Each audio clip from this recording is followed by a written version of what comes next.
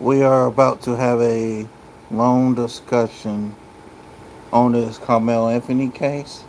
Only thing I'm going to say, leave your feelings at the MF door. I'm not going to care about how you feel. The facts are the facts. It is what it is. We're going to talk about what went down and what should went down in a discussion. Let's go.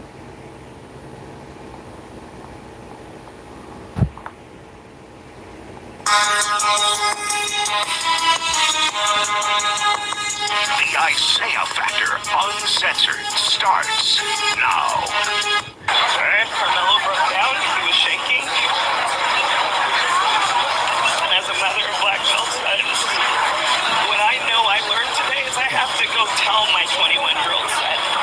I have to continue to tell my son that was with me and witnessed it. You do not have rights to self-defense. Your life does not matter in 2026. And welcome to The Factor Uncensored. An intense, emotional, and highly polarized trial has finally come to an end. In a Texas courtroom, 19-year-old Carmelo Anthony is headed to prison for 35 years today. A jury found him guilty of murder in the fatal 2025 track meet stabbing of 17-year-old Austin Metcalf. While supporters outside the courthouse processed the heavy sentence, the legal reality inside the courtroom was clear. The jury completely rejected the defense's self-defense claim. Tonight, we're jumping straight into a full legal breakdown on the strategies that decided this case. And we invite you to share your thoughts as well by texting 713-581-9914. Joining us now to talk about the trial and what happened there is attorney, former prosecutor, current defense attorney, Bayoji King. Glad to have you here on The Factor Uncensored. Surprise? Surprise at all today? I'm not surprised by the verdict. I'm a little bit disappointed by the punishment, by the sentencing. And the reason why I say I'm not surprised by the verdict is when you consider self-defense as it's applied in Texas has to be proportional. You have to respond within a reasonable amount of force to the force that has been applied towards you, right? And so we all know the old adage, you don't bring a gun to a fist fight. Similarly, you don't bring any dangerous weapon to a fist fight. And so the defense on the onset had a very difficult job of proving self-defense against a teenager who was unarmed. All right, let's take a look. Guilty of murder. No surprise there, though, right? You're saying the sentencing to 30... It should have been pled down to manslaughter, but the fact that the prosecutor purposely did not put manslaughter on the table is a problem. 5 years is what you're concerned about. Why? 35 years is bullshit. Yeah, it's a little shocking. And this is where, when I mentioned previously, you would prefer to have a more diverse jury panel, right? Reports indicated that there were no black jurors on this jury. And I think that's relevant because when you're considering punishment, you want to appeal to empathy of the defendant, to try to get into the mind of the defendant and understand where they were coming from. And remember, the black jurors was struck by the prosecution. Let's not forget that. Some mitigating information to where you want to lower sentencing. And when you have a murder case, after you're convicted of murder, one thing you can do as a defense attorney is have the jury consider whether or not he acted under the sudden heat of passion. In other words, was Mr. Anthony provoked to such an amount of rage and resentment that it would cause him to have done this? And so if you are able to prove that he acted under a sudden heat of passion, it changes the punishment range from 5 years to life to 2 to 20. Now, would you say that was a misstep done by the defense, or the jury just didn't want to hear that? So, from your perspective and what you know about this trial, was that presented? I think you can say a little bit of both. The jury obviously rejected that he did not act under the sudden heat of passion. One thing that was a little shocking to me about the defense's strategy is that during the punishment phase of trial, when the jury is considering how to sentence, they only heard from one witness, and that was his mother. And I think that's where they may have dropped the ball. It would have been nice to hear from not just his mother, but from other friends and family to humanize him. And when considering whether or not he acted under the sudden heat of passion, perhaps an expert like a child psychologist who can talk about how the frontal part of the brain is not developed, how a 17-year-old is prone to making very foolish decisions at that age, and how he could have been enraged by, being asked to leave a place where he felt he belonged, that he could have been enraged by being pushed or shoved by Mr. Metcalf, that these are things to consider when deciding whether or not sudden heat of passion applies. But the jury did not hear that type of testimony. Now, I didn't get a chance to see it, but I heard from my photographers here they had it because I hate looking at horrible videos. But there was a video that was shown. Yes.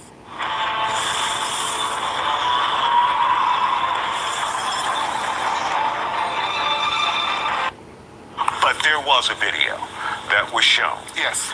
Would that have pushed the jurors over the edge? And for those you had a chance to actually see the video, you explain what's on that video.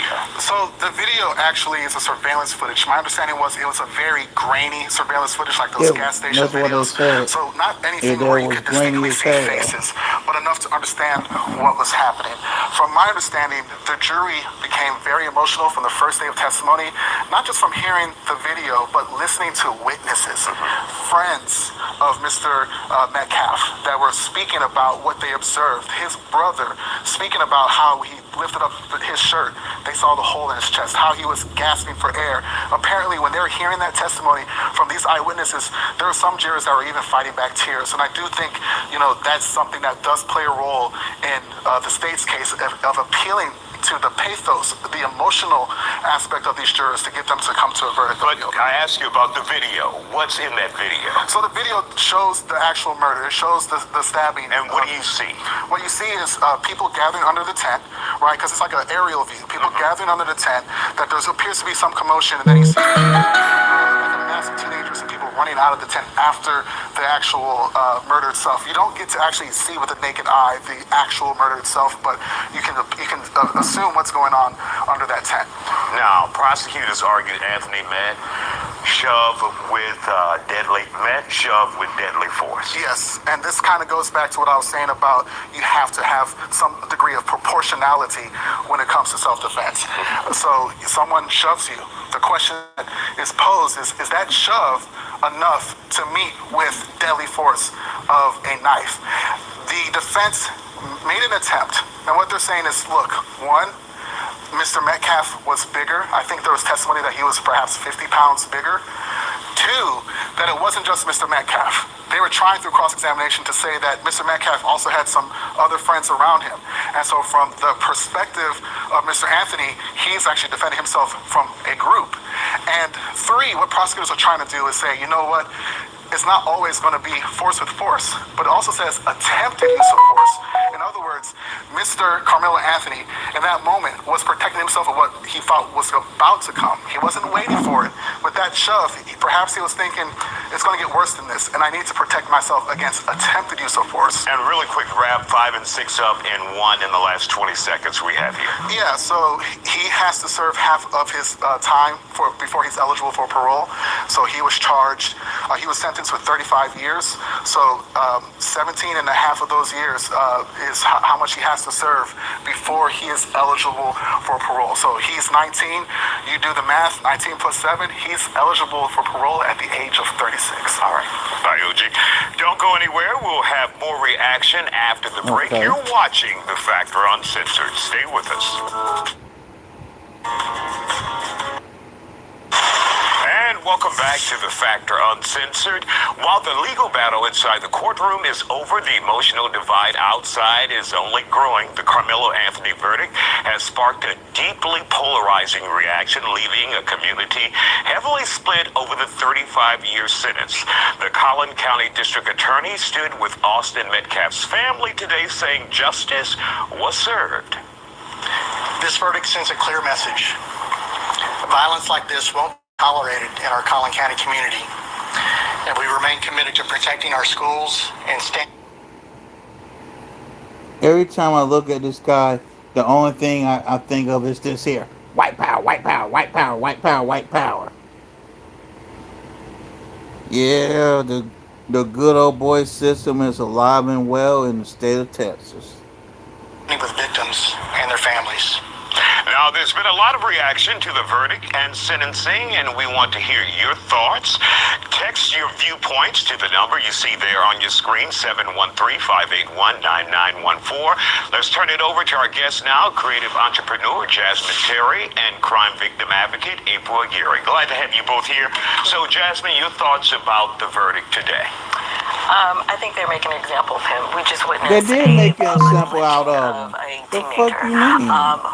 How can you tell someone if you're being harmed how to defend yourself? That's Exactly. insane. That's And I think the dumb state as of America, hell. it's a problem. Everything, I think that the strategy that the media has displayed this case played a big role in it. I think the way that the GoFundMe's, I think all of that played into the decision making of this case. And it's ridiculous, honestly. I think that if you put your hands on someone, you can't tell someone if they are not feeling how to basically defend yourself. How do you do that? You know, and then to give him 35 years, they're making a prime example. And I think everything that's going on right now in America explains exactly that. So would you say, though, if someone, like a kid, gets into a fight, young teenagers, murder is the answer? You know, pulling out a knife? So, I mean, the question is always why. Why does he feel like he needed to have a knife? Yeah, right? why? And so you look at, I'm not an attorney, but you look at the history of the victim, right? What has happened? What is the story? What is behind this? What has gone on in order to justify why? Not just to justify, but why did he have to have a knife? So. And I gotta pause this for a second. Let me say this loud and MF and clear. Austin Metcalf is no victim. The victim is Carmelo Anthony. And if y'all don't like it, get the fuck out of my damn chat. All of that needs to play a role into it. I don't think that it's a problem when you harm someone. All right, April, let's hear from you. Your thoughts, does the history of these two, if there is a history, play a role in what the jury should decide once one person is dead? So one statute that's very popular in the law, in the legal world, is Lady Justice. And Lady Justice is blind. She is blindfolded because there shouldn't be any bias in regards to race, religion, monetary situations. But I will say that Carmelo had the opportunity to walk away. He did. He wasn't being held there. If anybody held that young man, he had every opportunity to defend himself, and he would have been justified. But unfortunately, the claim of self-defense here just doesn't stand, especially when he said, touch me and see what happens. I just think that there's a huge problem with our community with violence. Ma'am, Rosita, whatever the fuck your name is, go ahead, bitch. Our young people are very violent. We have had over a dozen shootings here in the last week here in Houston involving young people. And I just hate to see young people, regardless of race, either go to prison or go to the casket. Another thing to the protesters, if Carmelo had been stabbed under the same circumstances, would you be protesting? Would you be defending Austin? Absolutely not. You have a young man that was visiting another high school that pulled out a knife. Because they told him to leave a tent. One instance you say that it's not about race. You said that doesn't play a role in it, and then you just double back and said, the role was reversed, what would be because different? I want to make the argument that if the roles were reversed, would there be protests? So what is that if based on? If Carmelo had been stabbed by Austin, would we be defending Austin? I just don't think that race should be an issue here. We have two young people, so one race is stabbed, an issue. for the protesters, it Wait a is minute, not for me. pause. Austin had stabbed Carmelo. I gotta pause this. Some of y'all that want to defend the white boy made it about race. And that's how it became about race. Because Fox News and News Nation wanted it to be about race. So shut the fuck up and miss me with your fuck shit. If Austin had stabbed Carmelo, he's a murderer. I don't care that he's white or if he was Hispanic or what his Indian, Asian, alien, so the whatever case of he the matter, is. everyone looks over the fact about a Black American issue and what happens in America. And so I'll say this, instead of a double back and going to focus on this in this time, I'm going to focus on the fact is this: Black people, we are at war. You're not at war. We are at war, you dumb bitch. Someone to be this delusional on the side of me and tell me that we are not at war. My nieces and nephews are. We're at war against systematic racism. What the fuck are you talking about? Dumbasses.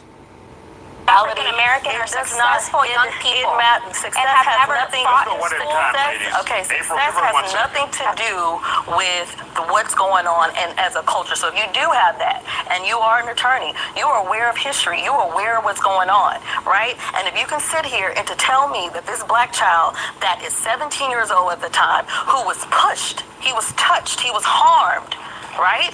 And everyone's saying that you push. There's also witness that says that he was jumped. Right? He's defending himself. Who are you to tell someone how to defend themselves in a moment where he could have, if he would have died, like you said, will people be protesting out there? If the video evidence showed that he had been jumped, he was completely entitled to a self-defense claim. Unfortunately, the video evidence does So not the fact that display someone that. puts their hands on someone, you So touch every day, me. Answer the question, Rosita. Answer the fucking question. Shit. here in So HISD, if you touch someone, I give you some time. Let me just Yes, talk here for a second. no Every day problem. here in HISD, we have kids fight each other in schools. Every single day, teachers split up children that fight each other. It would be inappropriate to say it's okay to pull out a knife and stab somebody if somebody pushes you. Now, if you're being jumped and there's video evidence of that, then you are justified. We're not saying that it's right. We're saying it's a justified. Lord. But that the video evidence just does not show that. Okay. So what is the law in Texas regarding self-defense? What is the law regarding to protect yourself in Texas regarding self-defense? Imminent danger. Okay. Is a push. So is if a this push person lethal? in the moment feels that he is in danger, he Well, has that's a been problem. touched. It's So feels. it's a push. Okay, so not feel. You're absolutely right. So it's not feel. He was physically harmed. A push. This is a guy that's 50, 60 pounds over. Now, let me say this. I am not justifying the fact that this guy had a knife, that this kid brought a knife. He had Which a he knife. shouldn't have weapons So in wait a school. minute. So this is a knife. First of all, he didn't do anything wrong Shut up, Rosita. by sitting under a tent. There's no law that says this child can tell him to get up and move. Agreed. Right? To move. So to do that, back to the point, to be able to sit here and to bring a knife, I don't think it's okay. I do not think that it's the fact that this child had a knife, but I do want to know why. Why did he feel like he needed the knife, right? So in the moment of all of this, I think it's a point where you cannot tell me that as a black man, and I'm speaking in black, so everyone wants to, when it comes to a black issue, everyone wants to look past the fact of our issues and what goes on in America. And the reality is this, he felt like he needed to defend himself. He did. And so we're here, and this is the moment, and everyone looks over about being black, and I don't think so. I think in this moment, if it had been reversed, it would be a completely different All situation. right, April, we're going to come back and let you wrap up in just a second. Stay with us here on The Factor Uncensored. You hungry? Starving. Let's hit the taco shop. Sweet, let's roll. Actually, I can't. I'm broke. My account literally has $1.40. Just a second. Stay with us here on The Factor Uncensored.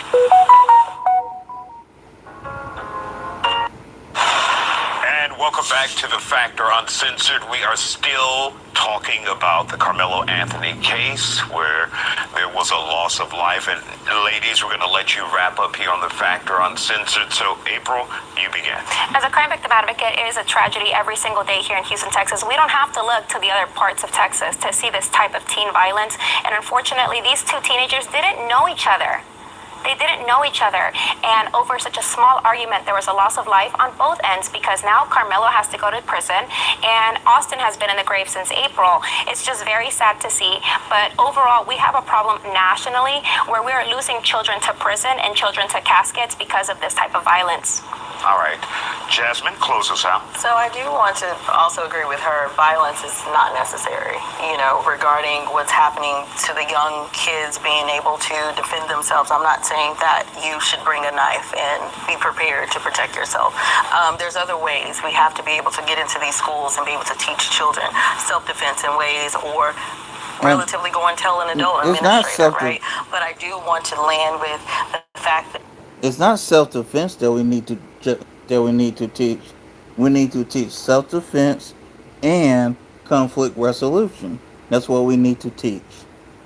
Keep going. that in America right now, this was a public lynching to me of a teenager of 35 years. I think it's not the fact he's wrong for stabbing someone and someone lost their life. That's one thing. 35 years is definitely excessive. And April, And I'll just close with, unfortunately, Austin got a life death sentence in that moment. He got a death sentence. He's in the casket. He will never be able to talk to his family. And Carmelo still has more rights than Austin in this prison system because he's still living. all right, we want to thank you both. And of course, this is a conversation that April and I have agreed to continue to next week. We're going to bring some families in of young people who have been impacted and lost lives and the danger that they face. I'm gonna go to another clip from Law and Crime Network. Let's get it.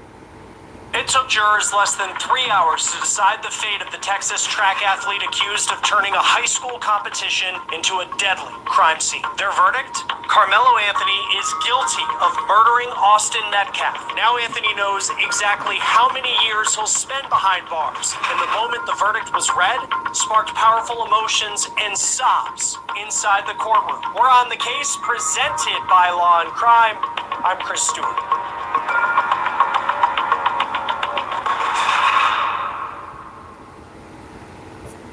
Before we get started, I need to tell you about this app, Upside. It gets you cash back on everyday purchases like gas, groceries, and takeout. All you have to do is download Upside for free, claim an offer at one of their 100,000 plus locations, and pay like you normally would with your card. After that, you verify the purchase and you get money back. I use it when I get gas, or maybe I'm doing takeout one night. I search for offers on Upside. Then after I spend, money shows up in my app, and I just transfer it straight to my bank. Upside's frequent users earn an average of $254 back a year. So to start getting your cash back, click the link in the description or scan the QR code on your screen and use promo code OTC to get an extra 25 cents bonus on every gallon on your first tank of gas. After Carmelo Anthony was found guilty of murder, the judge moved directly into the penalty phase. Carmelo's mom took the stand asking the court for mercy.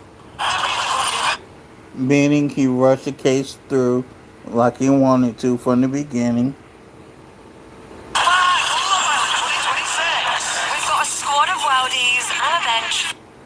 Mom took the stand asking the court for mercy on her son. In Texas, when it comes to murder, there is a wide range of how long someone's prison sentence could be. It is between 5 and 99 years. Today, jurors not only decided that Anthony was guilty of murder, but they also determined his sentence, 35 years in prison. He's now 19. He'll be in his mid-50s when he gets out. It was an intense day in court. Cody Thomas was there throughout the entire trial, including a very, very emotional day today. Joins us now to break this down. You know, Cody, you think of just, I think there were like two major emotional moments, it seems, today, because you have the verdict where the jury finds Carmelo Anthony guilty of murder, but then you also have, after a period of time, more deliberations, and then here comes the jury deciding his sentence of 35 years. Let's start there. Like, just take us in that moment when the jury comes back with that being the sentence for Carmelo Anthony. Yeah, Chris, obviously so. There was emotion running rampant throughout that courtroom on both sides. You know, of course, the media is sitting right behind the Metcalf family, so we saw all of those tears. You know, they feel like justice has been served for Austin Metcalf here. They feel vindicated, and of course, there were some celebratory gestures by the Metcalf friends that were in there. They looked like former teammates, five, younger, bigger guys, and a couple of girls that were in there that were sitting right behind the family. When that happened, the family turned around and gave all these kids a hug, kisses on the cheek, and the tears were just rolling between Jeff Metcalf and Megan Metcalf, the two parents there, and what I assume to be aunts, uncles, or other family friends that were there as well. Now, of course, on the other side as well, Chris, Carmelo Anthony's family, tears, but of a different token, right? You know, total opposite. Their son, their child, is going to prison for a very long time here. He's only 19 years old, 35 years. You're not looking at getting out until 54. Right? Of course, there's a parole opportunity halfway through that, 17 and a half years, but that's essentially his entire life right now. So I'm sure the emotional gravity on them that they're going to be seeing their loved one who is now a convicted murderer through plexiglass for the next however long. So just an emotional roller coaster on both sides, a whirlwind in that courtroom, of course, Chris. Yeah, and you think of, how stoic this family was, how Carmelo was throughout the entire trial, even through the heaviest pieces of testimony that we talked about that brought even jurors to tears, and then you just have this release in finding that you have been found guilty of murder, and then, you think at minimum, your entire life, 17 years, you were going to spend in a Texas state prison. Before we get to some of the closing arguments, which does feel like it happened days ago, it was a very busy day, there was this, part of the sentencing portion related to sudden passion and whether that is something that comes into play here. And that would have changed the potential for how many years Carmelo Anthony was going to get as a sentence. Just walk us through that part of it and how it factored into what played out in the courtroom. Right, Chris. So this terminology, sudden passion, we hadn't heard that throughout this entire trial until today in those arguments before the jury went back there to deliberate on the sentencing.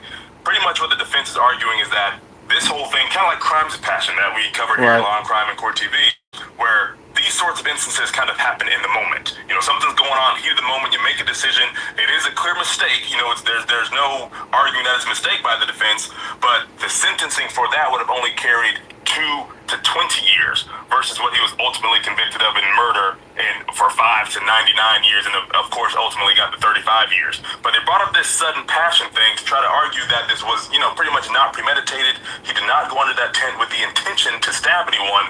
This just all happened all of a sudden.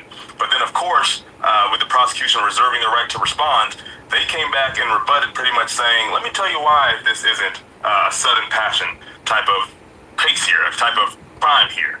Because sudden passion, and he brought the definition up on the screen there, sudden passion involves the decedent or the victim to be the provocateur, the one who's instigating the act here. And the prosecution saying, by all of our accounts, all testimony, it was Carmelo Anthony who was the one provoking the incident. So you can't claim sudden passion if the offender was the one provoking the incident. So that's where the defense came back, or the prosecution came back, because there was a real clash on this sudden passion thing, which ultimately the jury did not side with, convicting him of that murder, now facing 35 years behind bars.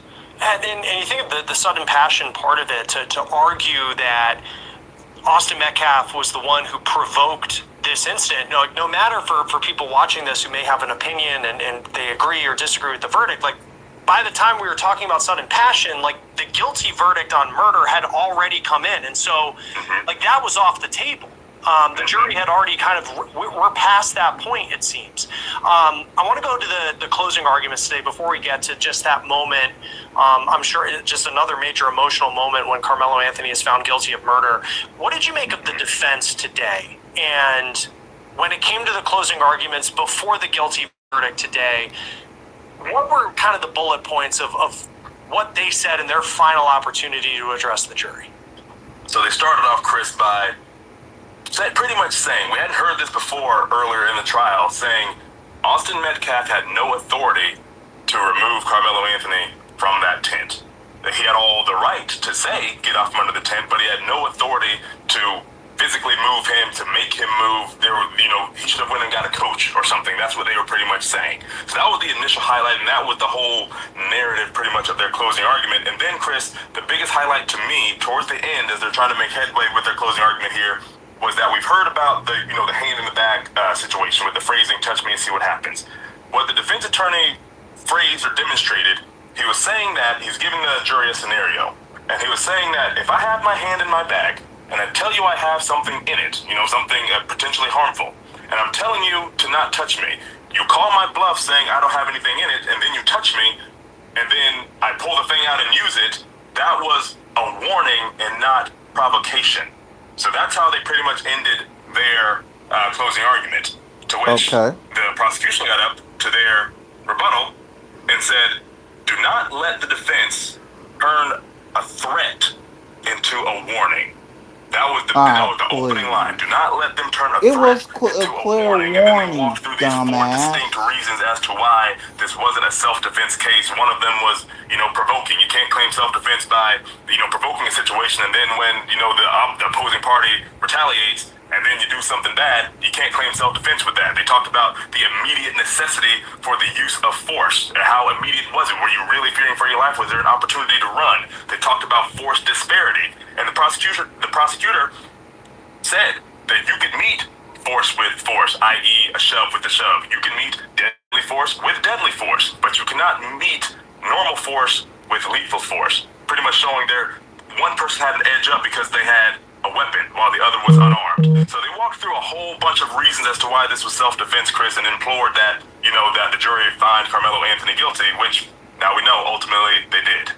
Yeah, and there were some strong words from the prosecution in those closing arguments. Like I have here that just, him bluntly saying, the prosecutor, you don't get to meet a shove with a stab, especially if you provoke the shove. And I feel like that was kind of, and might be saying something obvious, like really at the heart of this trial, because, a lot that the defense talked about was kind of pushing back on the tent culture part of it with the prosecution, where on the state side of it, it was, well, if you're a member of the opposing team, you don't go under a tent. And then the defense kind of pushed back on that, saying like, well, that wasn't really an unwritten rule that everybody knew. But then it's like you get to the point where they start having this altercation, and based off Texas law, when it comes to self-defense, like if you're the one with the weapon, it is really hard to argue that you were acting in self-defense. And we saw that play out with just how quickly the jury reached this guilty verdict. I mean, 4 days of testimony,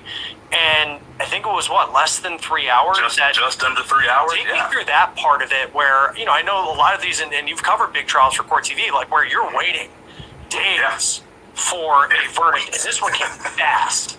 I mean, that's a testament to this whole trial, though, Chris. I mean, we've talked throughout this entire trial. 4 days of testimony, pedal to the metal, including a Saturday session, 9 hours a day, 40-minute lunch break, 10-minute afternoon break. I mean, we were in there. The jury working hard, media working hard, the families taking in all this, gruesome information in such a compacted time period, right? And, the prosecution, there are 21 witnesses. They rested on Saturday. The defense started immediately and got 3 witnesses in before the end of the day.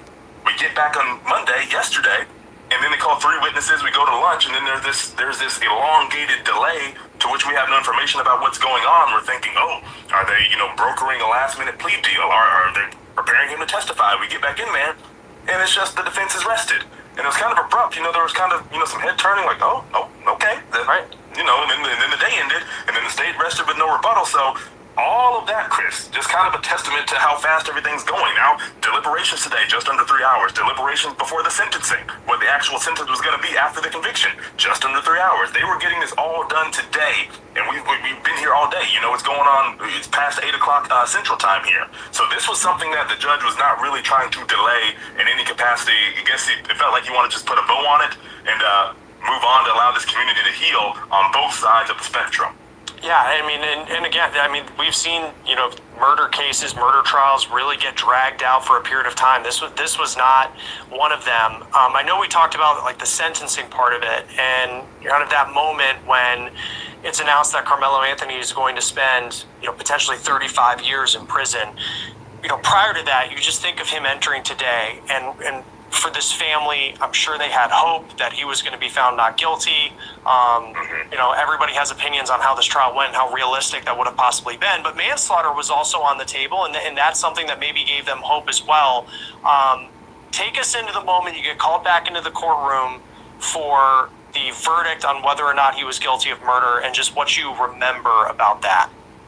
Yeah, I mean, it was you could feel that there's this big moment coming, which, rightfully so it was. There's an imminence to it, right? And so we're all sitting in there, the media in the back row, the families come in. We saw Hunter Metcalf for the first time today in the courtroom. We know he did not testify. A lot of people were expecting that to maybe be, the final shebang of the prosecution's case. Let's hear from the decedent's twin brother. But he showed up in the courtroom today for the first time. He looked, kind of flushed. He was there. He was with his mom and dad, looking very serious. The Anthony family came in, sat down. Of course, Carmelo's parents had their arms around each other, preparing to hear, the fate of their child. And so, of course, the defendant stands up, and then guilty of murder. A lot of people, a lot of speculation online saw, an out with the manslaughter. Maybe he acted recklessly. Of course, we have a dead child over here, but maybe there wasn't enough premeditation. Maybe it was something in the moment, just, a horrible mistake. It happened to be the biggest mistake on earth, but maybe it was that. But this jury decided that no, there was intentionality. That's something that the prosecution harped on, intentionality by another human to take another human's life and cause bodily harm that will cause death. That's what the jury ultimately decided on. And of course, you just heard like an emotional drop on the Anthony side, but then kind of like a bit of release or a relief on the Metcalf side. So it was just that dichotomy of emotion in the courtroom. And then you saw Carmelo Anthony kind of drop his head, just seemingly in disbelief. And I'll walk you through it, Chris. So you get the whole, you've been reprimanded by the state. You're now in custody of the state. We know he's been out on bond this entire time for a year and some change. So he walks out, and then we immediately start to go into the penalty phase. And so he was out for a few minutes, and they walk him back in. And the way he was walking out, Chris, his back is to me when he's walking out. And his parents are right there to his right. I can't really see his face walking out. When he comes back in, Chris, you can clearly see that he'd been crying, and he had this just, bewildered facial expression. And, his eyes were really wide, and his jaw was just, hanging open. And it's almost like, it's real now, which of course has been real this whole time, but you're out on bond, house arrest may not seem as real as I'm not going to be able to go back and give my mother a hug anymore. Things like that. So I'm sure all of that weight, the gravity of what's really settling in, like this has happened. And when you're out on bond, leading up to the trial, you still have the hope. There's still the case has been put on. I'm sure the hope, of course, was still there. And now, all hope is gone. And now he has to sit with that as an adult and deal with, the consequences of his actions as decided by this jury. But it was just a real, again, you could cut the tension with the butter knife inside the courtroom, Chris. Yeah, I mean, you just think of, and I know, like, just from some of the notes, like his defense attorney had his arm around him, and I'm sure that they've talked extensively about their strategy going into this trial, and you have this hope that you're, that they came into this hoping that the way that they told their story would be a way that the jury would see it. But I mean, just for how quickly this jury looked and clearly, and we talked, I mean, it seems that the prosecution came in incredibly prepared for this trial. Yeah. They were ready on cross-examination. They had exhibits ready to go. Even in their responses to the closing arguments today, it just seemed like they had a lot ready to go. And you saw that with roughly 3 hours for them to reach this, the jury to reach this guilty verdict. And part of it too, because I found it, I wasn't sure whether we were going to do the penalty phase tomorrow, and give everybody a day with that. But I mean, not only did they go into the penalty phase really quickly, they put Carmelo Anthony's mom on the stand, and it felt like within the hour of her son being found guilty of murder, she's there ultimately pleading to the jury to show mercy on him. It just seemed like so fast.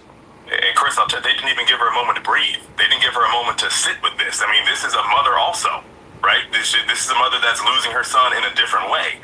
And it was minutes. I don't think you're, all the days are running together, all the time running together now. They're going nonstop, full throttle.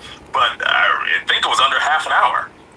Carmelo wasn't out of the room for very long, and then she was the only witness the defense called to the punishment phase, to the witness stand. And, it was real brief. It was like under 3 minutes. And he pretty much asked the defense attorney, do you believe that your son regrets what he's done? And she just, I love my baby. I know my son. He's very, very sorry for what went down, and, just really pleading that they show mercy on her son, which, in retrospect, in a sense, they did. I mean, 35 years, that's a long time. That's tough to face at 19 years old. But anybody who knows this case know damn well this case is a manslaughter case. I don't give a fuck how y'all feel. there was an alternative of 99 years where he would never have gotten out. So in a sense, they did apply some leniency, but of course you can understand where staring 35 years down the barrel at 19 years old could be, that's real tough, because that's not a short amount of time, right? But to your point though, Chris, she got on that stand within minutes, crying and it just echoing through the speakers in that microphone, just, all the emotion possible, essentially of a mother losing her son, so it was emotions on both sides. I mean, I can't implore that enough. It was just very, very, very emotional. No, and I mean, you think too, for that family, no matter, how you, whatever you think of the verdict today, whatever you think of Carmelo Anthony, I just think of like that family, had their son, he was going to a track meet middle of the day on a Wednesday, I think it was in April of last year, and then they get a phone call that this had happened. I mean, very different situation than the Metcalf family that also received a horrific phone call, but to just think that they're in this room going through this, and then here she is, on the stand, just with the blistering pace that this judge went with. Like, I was surprised that that was something where just so quickly, without even really having the time to, I'm sure, process everything, you're on the stand. And just kind of looking at the notes too, because the state did speak to her. These prosecutors that, ultimately they presented a case and found her son guilty of murder. What was that moment like, where you have one of these prosecutors then talking to her as she is emotional on the stand, asking for mercy for her son? He spoke for, it was like a sentence, maybe two, Chris, maybe a sentence and a half. He just kind of looked at her and said, "You're grieving as a mother would," understanding where that emotion is coming from. And he pretty much just said, "You will still be involved in your son's life." And that's pretty much all he said. Then he passed the witness back to the defense, which, in a sense, of course, you say that, what he's trying to get at is that she'll still get to see her son. Because one of the most powerful moments during their closing argument, Chris, the prosecution's, or during the sentencing, before they went back to do the sentencing, when he was considering the punishment. The prosecutors really hammering on, sending a message to the community. Community was a big word they were harping on. Holding people accountable in the community to make your community what you want it to be. And he talked about, considering life sentences. And, he had a real bellowing voice. The defense attorney was a little more soft-spoken, but the prosecutor he echoed throughout the courtroom when he was getting emotional, right? And so he was like, when you're considering life sentences, Jeff Metcalf, Megan Metcalf, Hunter Metcalf, all have life sentences, a life sentence of a void in their home and a void in their heart. I thought that was a very powerful, way to express that, because, while we talk about Carmelo Anthony being gone a long time, essentially, there's a light at the end of the tunnel. It's a very long tunnel, but there is a light. But what the prosecution was getting at is that there is no light for the Metcalf family. Austin Metcalf will never come back. No matter how much attempts at healing and whatever else they have to go through, or counseling or consoling, whatever amongst themselves, whatever they have to do to make themselves, better to go on in life, he still will never come back. And that's what the prosecution was harping on here, which to me kind of made it insurmountable. How do you overcome that with a defense strategy, any kind of closing argument, any kind of plea for leniency, right? So, again, that's to the point we've been talking about. It seemed like the prosecution was just prepared with every single phrasing, every single cross-examination, every single, direct examination under their case. They came in this, just readily prepared for every possible scenario. I think of the jurors too, and you can't lose sight of the fact that these are people like all of us, where you get the jury summons for jury duty in the mail, and you're like, oh, I can't believe I have to go do this. Yeah. And then you end up showing up hoping they're going to send you home, and then eventually you work your way through and you find yourself in that jury box, and then you realize it is going to be for a case that was getting a lot of attention in the Dallas area, and then you find yourself not only determining guilt or innocence and kind of handling that weight. And you think of jury selection was Monday last week. When all of this happened, to think 2 weeks ago, nobody knew that they would be in this position. And then here they are also determining the penalty phase of it. Just what did you take away from this jury, kind of looking at them, kind of understanding what they had to go through over the past several days, and then certainly today with their verdict of guilty for Carmelo Anthony, and then you think about having to determine, to have such a wide range too, of 5 to 99 years, and to go through a deliberation to figure out exactly what the right punishment would be. Yeah, and as I've been speaking on it the past few days, Chris, they've just been, there's emotion at the beginning of the trial, of course, when you're hearing 911 calls, when you're hearing all this emotional testimony and seeing body cam footage of compressions being done in this dying body. Of course, there was emotion at that point. But when all that passed, they were just, real attentive to everything each side had to say, because they had to take all that information in and essentially make what they believed was a fair decision as far as the guilt. And then, to me, what was probably, the harder decision, the penalty, the punishment here. Because, like you said, why 5 to 99? That's a huge scale to choose from, and then to ultimately land on 35, which maybe it's because of his age, maybe they wanted to give him another chance at life down the road. But, you look at them there, and they came back in, and they just looked, they looked like a jury that had their mind made up. They looked like there was no fluctuation in their decision-making. They looked like they took all the information in that, that was necessary to take in to make these incredibly heavy decisions. That's something that the prosecution and defense were harping on during closing arguments for both, the guilt phase and the penalty phase, was that they understand the task at hand, this tall task for this jury to be here, listen to all this, emotional testimony, see all these exhibits, look out into the gallery and see the emotion going on, and then having to be tasked with, dealing with a young man that's sitting over there in that defendant's table. So, they looked like they were, prepared for the task at hand.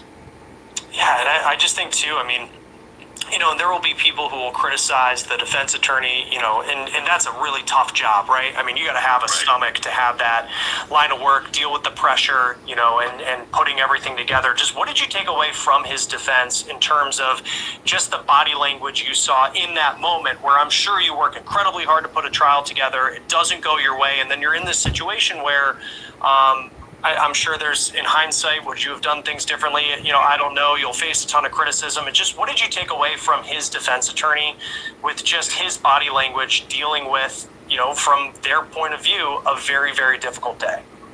Yeah, I mean, I'd imagine when you take on this case, Chris, the facts of this case are insanely just, they're tough. They're insurmountable facts. Yeah, especially when you have something like Carmelo Anthony on body cam admitting to the stabbing. I mean, we've already got that. That's there. So, when you take on this case, it's just a difficult case in the beginning, right? To try to formulate and strategize. And I can't even imagine what goes into even trying to attempt to defend a case like this. And of course, once the decision came down today, you're hired to try to keep this defendant from behind bars, right? And then you get a sentence like this.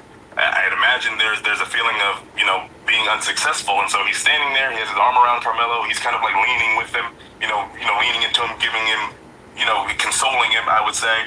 I don't want to say there was a sense of defeat because they put their best foot forward, obviously, with the hand they were dealt. But it was a somber echoing of body language there in the court as, they listened to the prosecution put on their closing argument, when they listened to what the jury came back with both verdicts. Just a real, just taking it in like this. We tried, and this is the result. And he verbally said that he respected the decisions that the jury made because, in this country we operate on due process. Everyone's due to a fair trial, and he acknowledged that and just had to respect the decision. Yeah, and Carmelo Anthony found guilty in the murder of Austin Metcalf, 35 years in Texas State Prison. Cody Thomas with Court TV, you did an amazing job covering this trial. Cameras were not allowed, audio. Okay, we're going to go to what Dennis Sperling had to say. Let's get it.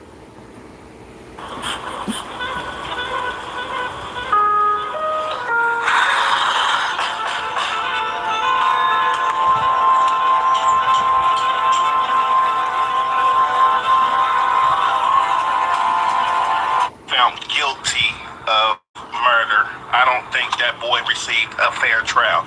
In my opinion, that case should not have been tried in Collin County, Texas, right?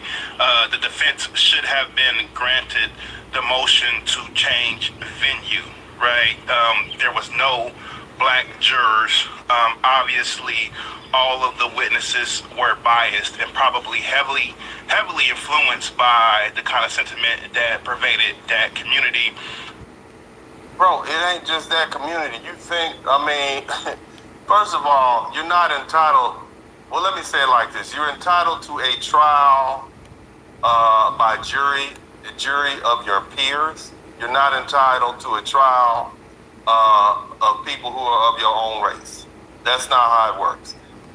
The jury is selected typically from people who registered to vote, people who have driver's licenses, people who pay taxes or some variation, the state, local taxes, property taxes in that area. That's generally how it works. That's what you get.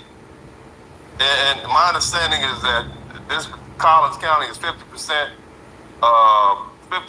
white, 20-something% Asian, which includes East Asian and Central Asian. You got about 13-14% Hispanic, and the rest is black. That's pretty much, they chose to live out there. That's where they chose to live out and go to school. That's their peer. That's where they chose to live, right? Right? It's not, I guess we could argue he was just passing through, but he wasn't. And what I'm trying to point out to you is this is the judicial system. Where would you want to send them to South Dallas? Because here's the problem. That jury in South Carolina, With that Rick Child case, what did that jury look like? Was that jury all white? Was that jury all Asian? Rick Child's an Asian man arrested and held in jail, who at that time was allegedly had shot a black boy in the back 130 yards away after chasing him. Those clearly weren't his peers, were they? But they found him not guilty.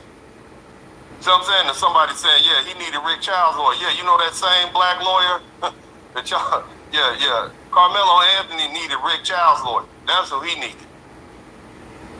You know, the same one y'all said sold out, that's who he needed. He needed some lawyers like that. Anyway, yeah, let's keep listening to the brother. This was a racially charged case, obviously. And in my opinion, this is just terrible news. But even if the verdict would have went the other way, people on the extreme right, especially on the extreme right, was ready to make Metcalf a martyr, right? Because they are hell-bent on starting some kind of race war, some weird shit like that, man. But once again, just within a matter of... He's already a martyr. Just because the dude went to jail don't mean he's not already a martyr. He's not, he's already a martyr. See what I mean? Basically, they say, see, there they go again. What do they say? What did Chud the Builder say? There they go again. Chipping out. Isn't that what they say? Here we have one. This guy didn't even have a criminal record. He was a track student, good student. He still imped out himself. You see? This is what I'm saying. It's always going to be race involved. The great Johnny Cochran, in one of his books, man, he said that race is always an issue. It is. It's something you have to deal with. It's not going anywhere. It's not going anywhere. All of you all who are looking for a post-racial society, it's not going anywhere. These are the facts. These are the facts on the ground. You living in a fantasy world if you ever think the United States of America is going to somehow separate itself from racism. Racism is the national pastime. It's not baseball. It's not apple pie. This is what we do here in the USA. This is what you do in a multicultural society with multi-ethnic groups. Racism is part of the national ethos. It was here from the onset. Not going anywhere. Deal with it. Somebody type deal with it in the chat room. Period. But anyway, let's keep it moving. Let's look at the next video. All right. Running your own business and being a creative is a lot of work. And starting something new can be intimidating. Did you know B&H has free... All right. I'm not saying that I'm surprised about anything. Like I said, I just made a post about this earlier. I didn't have much faith in my heart for this young man's case, But at no point in time should everyone ignore what's happening right now in the system. At no point in time should anyone ignore this case. These are high schoolers we're talking about, little kids, young teenagers who honestly, one lost their life and one is losing their freedom as we speak. Just graduated from out of high school. Beautiful, bright future ahead of him, and now he's gone to prison. You get what I'm saying? This is some really fucked up shit for a young man who has no history of even being a harmful young man to anyone. Very useful. Anyone grew up in a beautiful family and things like that, man, and just who can tell you where the fuck to move to? At some point, everyone's gonna have to recognize the system and the way they do shit and how much they keep on getting off of the same shit, and go from there with this, man, for real. Yeah, there's no geographical solution for an emotional problem. You gotta control yourself. Let me explain something to y'all, man. Let me get in here real tight. I got 3 sons. I got an 18-year-old, a 16-year-old, and a 10-year-old. The conversation that I would, if that was my son and he was in some stuff like that, the conversation I had with my sons behind closed doors and in public would be 2 different things, very distinct. And I want you to hear me because I'm going to tell y'all, I'm going to speak to you like a real daddy.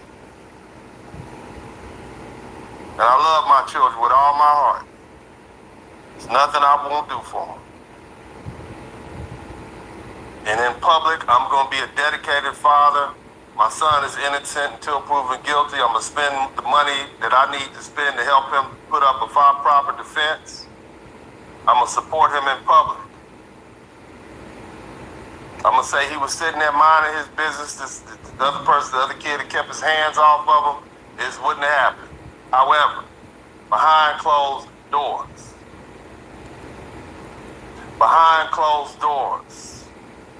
I'm going to have a whole different kind of conversation with him. I'm going to say, what the hell were you thinking? I'm going to say something like, you killed somebody because they pushed your ass. That's what we doing? Somebody pushed your ass? You ain't been pushed before?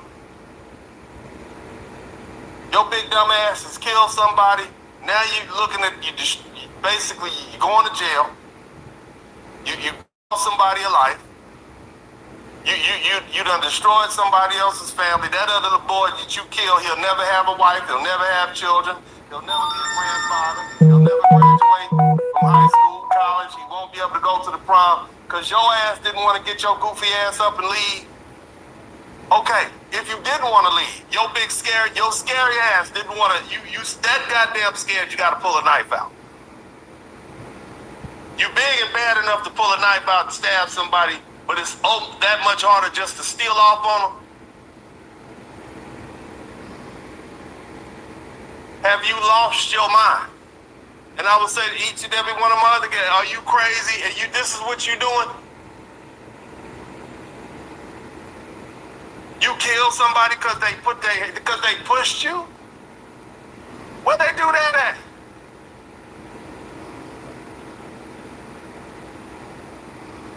You don't kill somebody because they push you.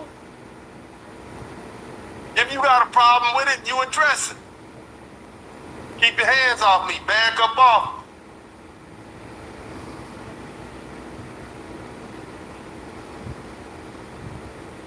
And if you don't like it, you hit their ass in the jaw so they learn their lesson. And some of y'all keep dwelling on the fact, oh, he was 200 pounds. What the hell does that mean? In the world of men, 200 pounds is not very big at all. 6'1", 200 pounds is not something I would even consider tall. That's pretty extra regular to me.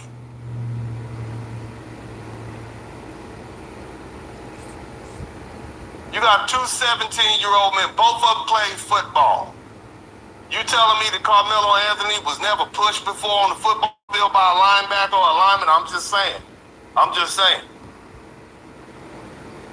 Or was it something else? Or were we ego tripping out here? Like a lot of us do. We get to ego tripping. Because we don't want to get punked in front of all these other people, our friends, people that don't give a damn about you now. You see all of them came to court and testified against his ass. These are the people you trying to impress. This is a story that makes everyone cry. Laugh, cry, and ugly cry, and definitely totally not cry. But it's okay. You can always blame it on the altitude. And testified against his ass. These are the people you trying to impress. I'm just saying, these are the people you trying to impress. Some little hotel girl that's looking at you and you want to look at a man, you're going to be getting looked at in prison for the next 10, 15, 20 years. Y'all better think about it. You better talk to your children. That's what you better do. You better teach your children to control themselves, because see, this ain't just the only reason we even talking about this problem is because a white boy got killed. And Carmelo Anthony, instead of killing Austin Metcalf, had he killed Jamal Jenkins, this wouldn't even make the evening news, would it? Tell the truth. Don't lie to me. Don't lie to me. Tell the truth.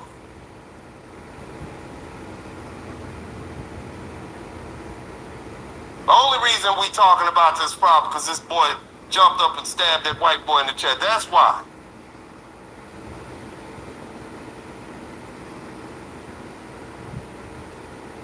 Control yourselves. It's not that serious. How about that? How about we say that? How about instead of telling your children somebody hit you, you hit them back harder? How about you say, why don't you try to avoid this conflict? Because you don't know where this is going to go. How about that? How about you don't want to throw your life away because somebody pushed you? How about you have more to live for than this little ego tripping that you're doing right now? You crash out. You throw your life away protecting a stadium seat. Not even a seat, a space on a bench. This is what you ready to crash out over that? I'm just saying, family, y'all don't have to listen to me. Don't listen to me. Don't listen to nothing I say. You go ahead and teach your children exactly what you want to. And let's see how far that gets you.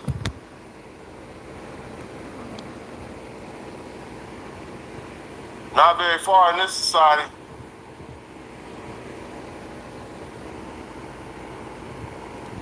This is AB to the seventh power. Well, we're here. You know what? Out of all cases I've ever done on this channel, this is the one I don't want to do the most. The comments are just so super charged. I don't like it. It's such a turn off. Like, I don't even want to do it. Like, I'm like, damn. Like, people are so crazy. And I'm like, man, it just don't even feel like my community. It's just all new people coming to talk about what they think. It's so crazy. But we are here and we're going to do it. And y'all know, if you know me, hi, I'm AV. If you don't know me, hi, I'm AV. I'm one of the OG content creators that covers trials on this platform on YouTube. I've been doing it for 4 years, went to law school, all of that. A bunch of new people here. Some of y'all might have already seen the verdict, and you know what's gonna happen. My OGs know. The people are gonna come over from Law and Crime and all those places, and they're gonna be like, oh my God, AV, I already know what the verdict is. It's guilty. Oh my God, it's guilty. Now you're gonna piss everyone off because you told us what the verdict is. you can't avoid it in any trial. It always happens. But what we will do is look at the entire day. Because if you watch my video from last night, which we are going to card up there somewhere in the future, we are going to share our... Storm season is here, and across the Carolinas, we're strengthening our systems to help prevent outages and our thoughts from a legal perspective, based off of people in the room, not rumors or bullshit. That's why I don't like this case, man. I hate not having eyes in the courtroom. I hate not having cameras that we can watch together. And I'm ranting, dear viewer, I am. I know I am. But like, this is why I don't like these things, because people get all crazy. Yeah. Like, like this is the only icky case I've ever covered on this channel that I just don't like. I'm just gonna be honest with you guys. I didn't even want to hit the live button. But we're here. We're gonna do it anyway. But we're gonna go from there. But yeah, like you guys already know. My OGs already know. I cannot stand when people are like, I already know the outcome, but I have to tell you, so... If you're in chat, just know everybody's gonna come through and they're gonna be like, guilty, guilty, guilty, guilty, guilty. So, sorry. It's already spoiled. But let us go to the beginning of the day, because I want to pick up where I left off. And if you watched it with me yesterday, we're gonna do it from that standpoint. All right, so we'll get to the final outcome. We'll likely get it done within an hour, but go from there. All right, I put JD Miles on the map, okay? We like did it for him, okay? Shout out to JD Miles. I do respect people that go to the courthouse, journalists that are reporting what they see. And again, these are journalists that have been doing this stuff for decades. They're not making stuff up. Like, I can't even tell. This comment section in this case has just pissed me off so much. But whatever. Let's go to facts. Because on this channel, we cover facts. So let's see what happened in the courthouse. All right. So we left off at June 8th.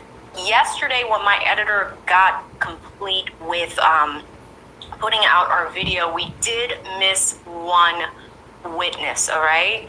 And I think we covered the 17-year-old witness, and then the court went on a very lengthy lunch break, so we did not miss anything yesterday afternoon, and we're just going to pick it up from there. So they were on break from about 12:30 to 2.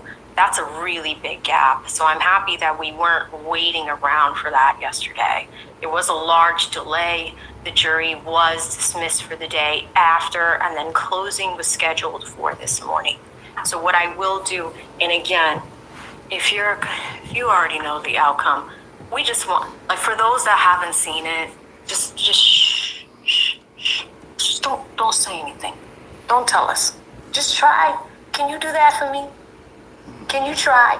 Can you try to not tell us what happened? Can you not try to be a spoiler of the things that you already know? Just let's just watch. And if you have seen it, maybe you want my perspective. Maybe you want an I don't recall shirt, because sometimes we give things away over here. Or a mug. Maybe you want our merch. Maybe you want to be a part of our community. Who knows? We'll see. But just hang out. Just hang out, okay? And hit the like button, please. I mean, that's all you can do, because we're already late. Just hit the like button. At least hit the like button. Okay, let's jump on in and see what today's shenanigans brought forward. Today, June 9th, 7 hours. The scene outside of a Cullen County courthouse this morning. Closing arguments will begin in less than an hour in the murder trial. This gentleman, J.D. Miles, again, a Texas reporter from the Plano area, will be inside of the courtroom, bringing it to you in real time. He expected the jury to start deliberating around noon. It is now 4:55 Eastern Standard Time, 3:55 Central for all of you guys that are watching from Texas. Let's jump on in. 6 hours ago, defense in Carmelo Anthony trial objecting to the jury charge before closing arguments began. They are citing provoking the difficulty instruction under the penal code. This is related to the self-defense argument and provocation. What does that mean? Luckily, you have me, a legal scholar, that helps you out with what these things mean and how to piece them together. One of the biggest things in this case is the self-defense theory and the provocation, right? Provocation. Meaning, if somebody pokes at you, pokes and prod, what would a reasonable person do in that same situation? We call it in criminal law and criminology the reasonable person standard. Because there are so many people that have watched this already, I'm going to skip ahead and continue on so we can catch up with everybody else and talk about it towards the end. Next, prosecutors argued against the defense objection, saying that a rational jury can find that there was provocation, the lack of defensive wounds, defendant's comments, and a folding knife that was open. Judge overruled defense objection and another objection that the jury charge will not include criminally negligent homicide as a possible lesser offense. We do have some jury instructions, so I will show you guys that in a second.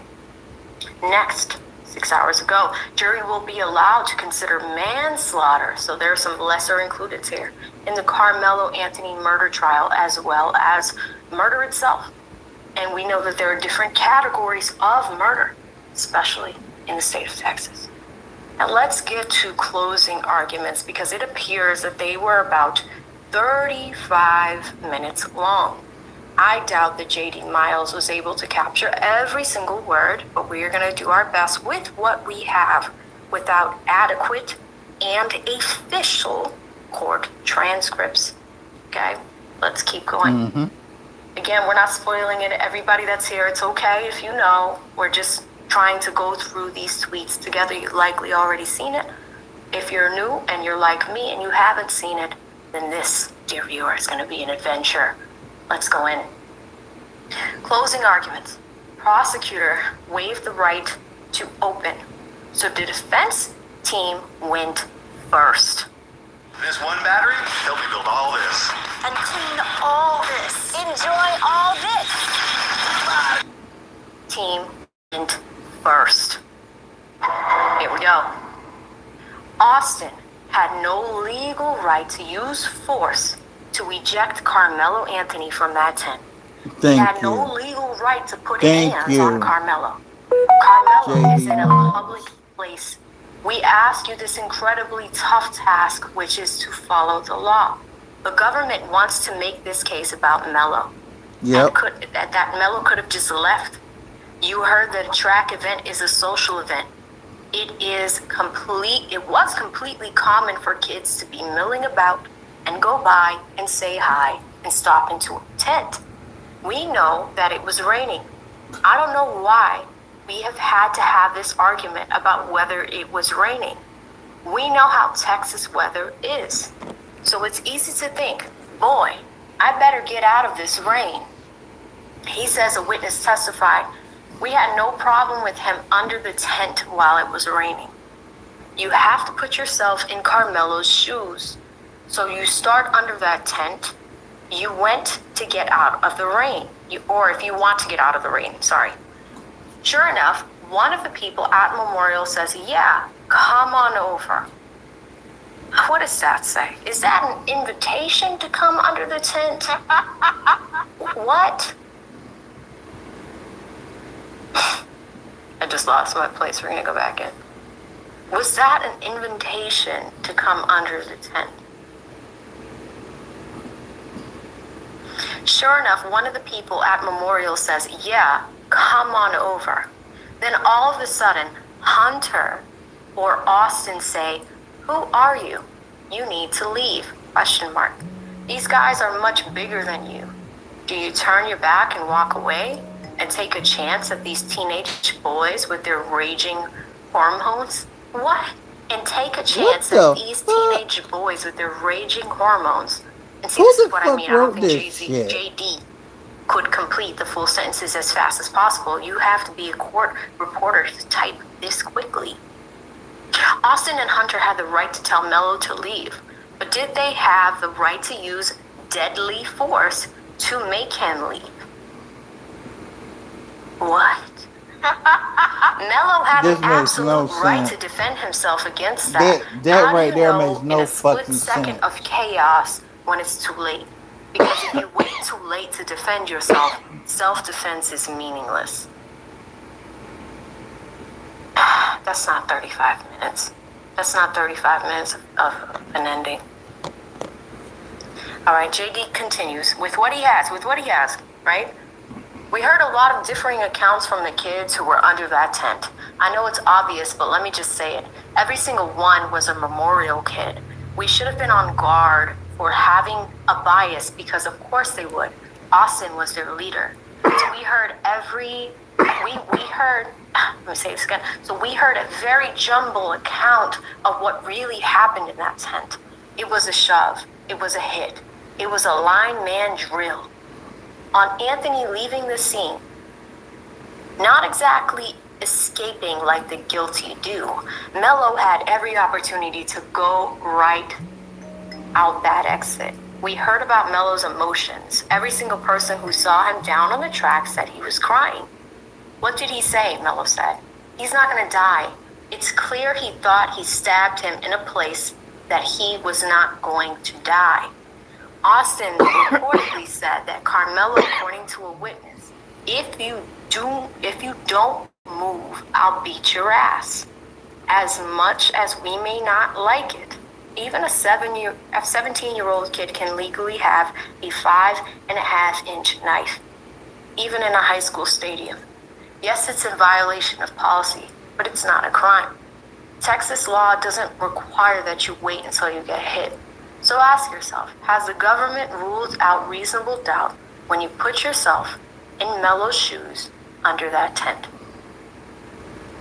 Goes on to say, you didn't hear the words motive in the jury charge, but you can make reasonable deductions as to how that applies to intent.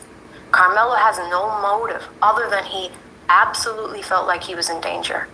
The evidence is very clear. These kids didn't know each other. This case is not about race as much as people want to make it about that. There's no evidence that Carmelo did anything but really thinking he was defending himself in that split second of chaos. He says the way the knife entered shows that it wasn't intentional. He says Carmelo's hand was underneath the knife and not on top. On credibility of memorial students who testified, I understand where they're coming from. They lost their brother. On why Carmelo didn't walk away. If you turn your back on him, who knows what happens? We've had this chorus of people, but it's too late to turn your back. What's Right. going to happen?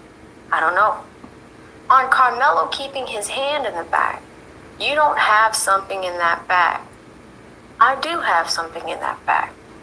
On the touch me and find out comment from Carmelo, this is the ultimate warning. It is the ultimate back off. The defense team. What do you guys think? Effective? Effective? Did the defense attorney do a good job? Put a 1 in the chat if you think the defense attorney did a good job. And I know, I know. There are people in this chat that are going to be like, "Dude, he did a shit job, AV, shit." So supercharged.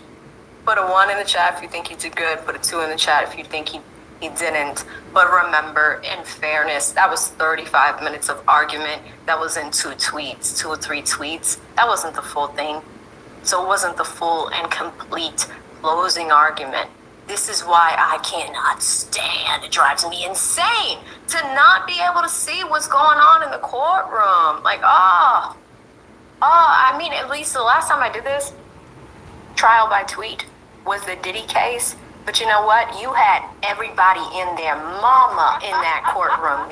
Your mother, your mother's mother, every reporter connected to anything was in that courtroom. The press pool was large. So there weren't these spots of a lack of the complete transcript. So I will say, as a commentator, this pisses me off too, Chad. It does. I want to see the full thing. I want to see the full transcript. If I'm a viewer, I mean, this would piss me off. It's like having a plot to a story and not being able to see the complete and full story.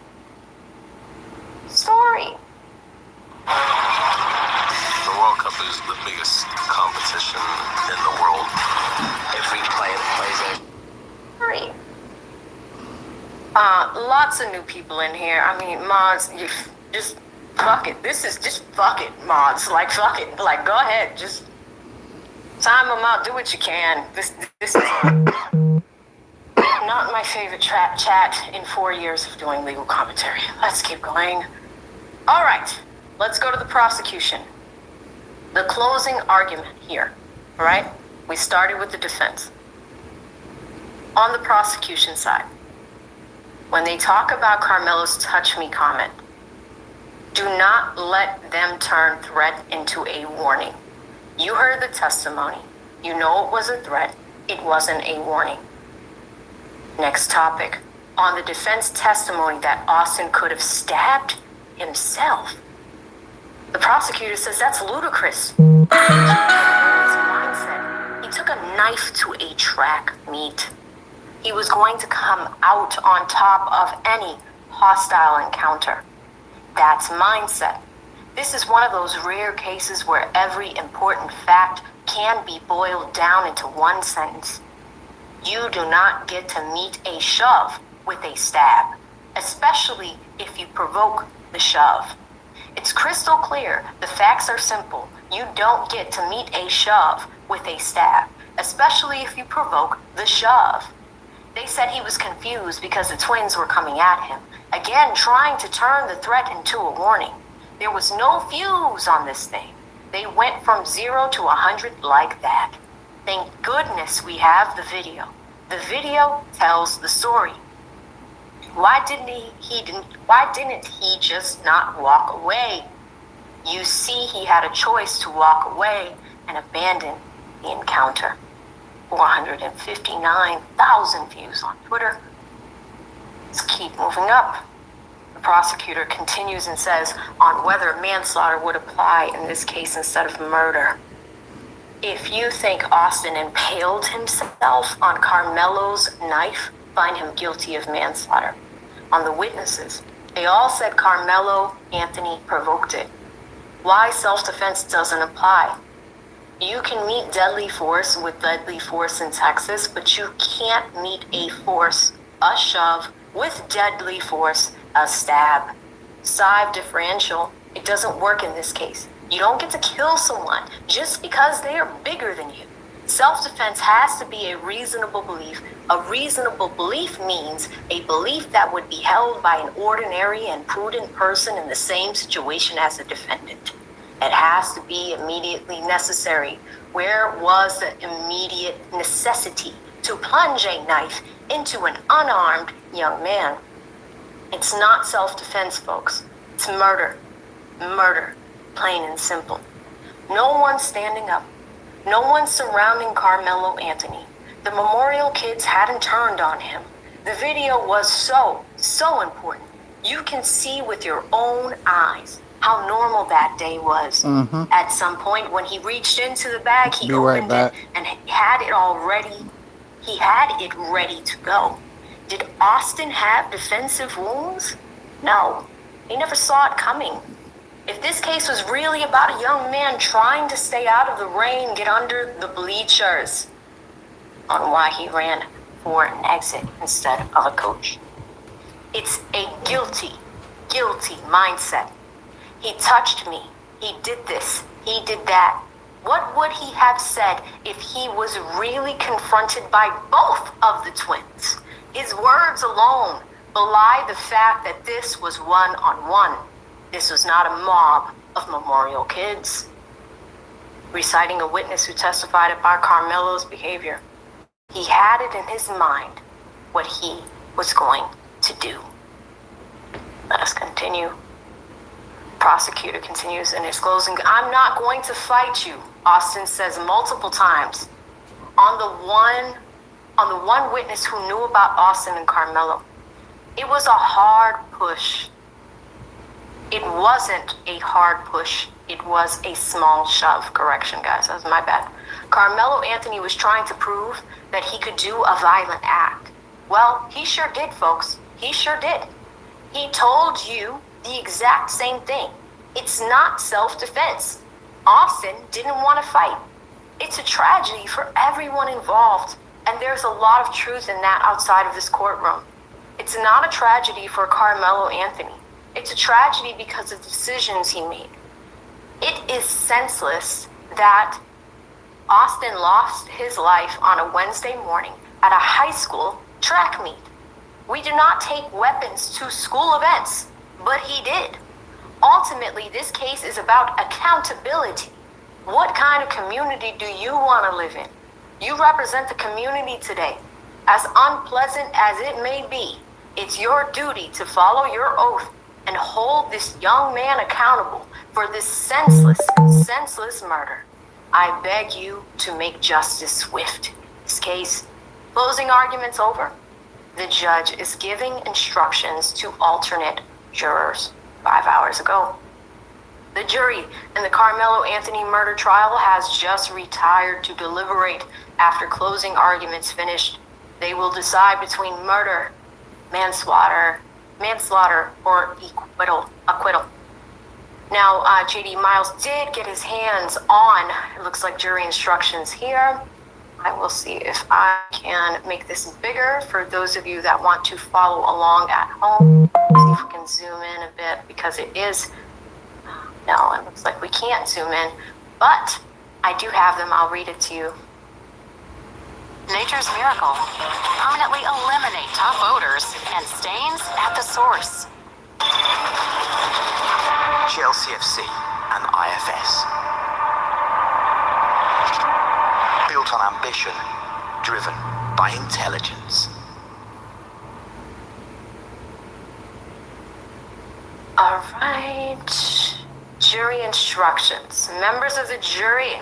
Okay, it looks like we have pages 1 through 5. They look very standard from what I can see. 1, 2, 3, 4, and 5, 6, 7. Okay, these are typically, and let me come and take a break and talk to you guys for a second. These are typically standard when it comes to any criminal trial. You will be given jury instructions if you're sitting on the jury. The judge will help put them together along with the prosecution side and the defense's side. They will work together on the jury instructions. Typically happens midway through the trial, but this had probably been drafted days ahead of time. Now, I will tell you, today is Tuesday, June 9th, and opening arguments began on Thursday, June, what was it last? I think it was like the 6th, 7th. Let me give you the precise date because you guys know they're going to be like, you're wrong in the comments. It's fucking terrible. I hate it. Okay, June 4th, this trial began with opening arguments. The jury selection began, I believe, on the 1st. It went through about 600 to 700 people, but all of this stuff happened very fast in this case. I will tell you that. Aside from the Afro Man trial, we also saw up in my way, up in Massachusetts, we saw the trial with Cardi B's ex, Stephon Diggs and the chef. That was a 2-day trial as well. This is actually very, very fast for a criminal trial, okay? Let's talk about the jury instructions, and I'll try to make myself small. I know this is very tiny, but this is what they are. Members of the jury, Carmelo Anthony, the defendant, stands charged by indictment with the offense of murder, alleged to have been committed on or about April 2nd, 2025 in Collin County, Texas. To this charge, the defendant has pled not guilty. The law requires that I submit the following instructions to you in this case. These instructions, all the law, contain all the law necessary to enable you to reach a verdict. If any evidence was presented to raise an issue, the law on that issue must be provided. You are to read these instructions as a whole. The law applicable to this case is as follows, all right? Now, because it's 7 pages, I'm going to just break down the titles to you and not read the full thing. We have presumptions and the burden of proof, all right? So that is who has the burden of proof and what the presumptions are in this case. And next is term definitions. They break down 4.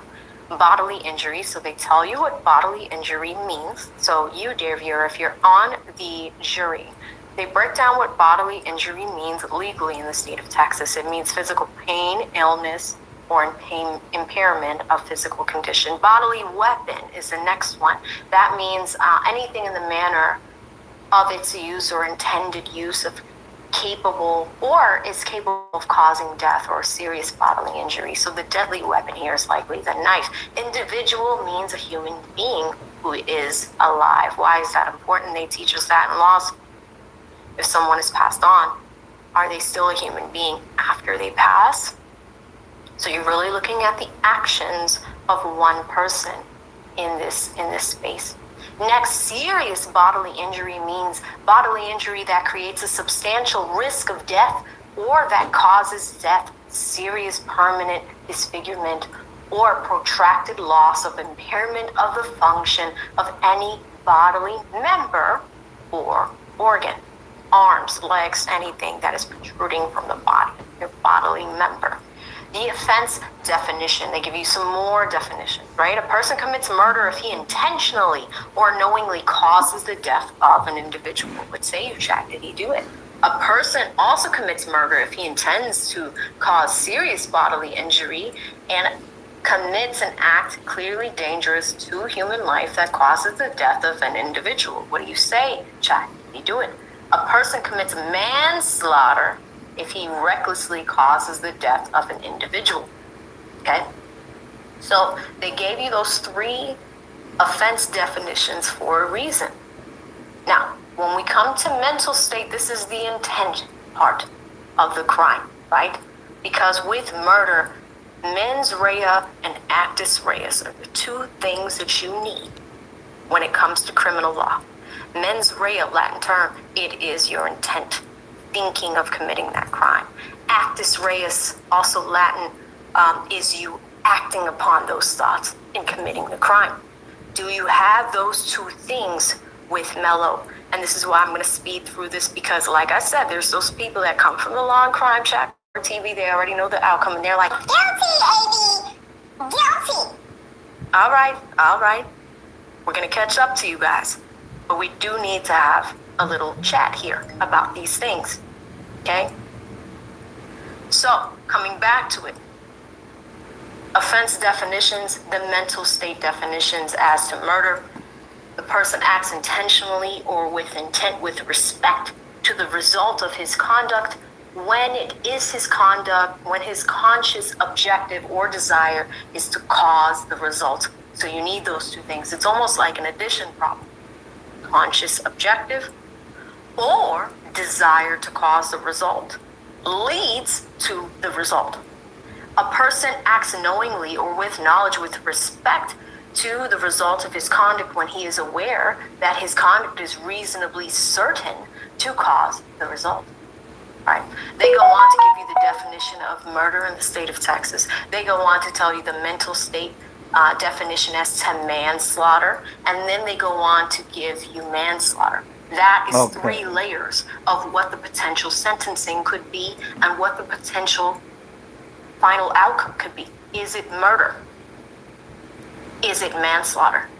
But in order to get to the bottom of that page, dear viewer, we have to tell you what the mental state, the intent for manslaughter is. That's the middle of the page.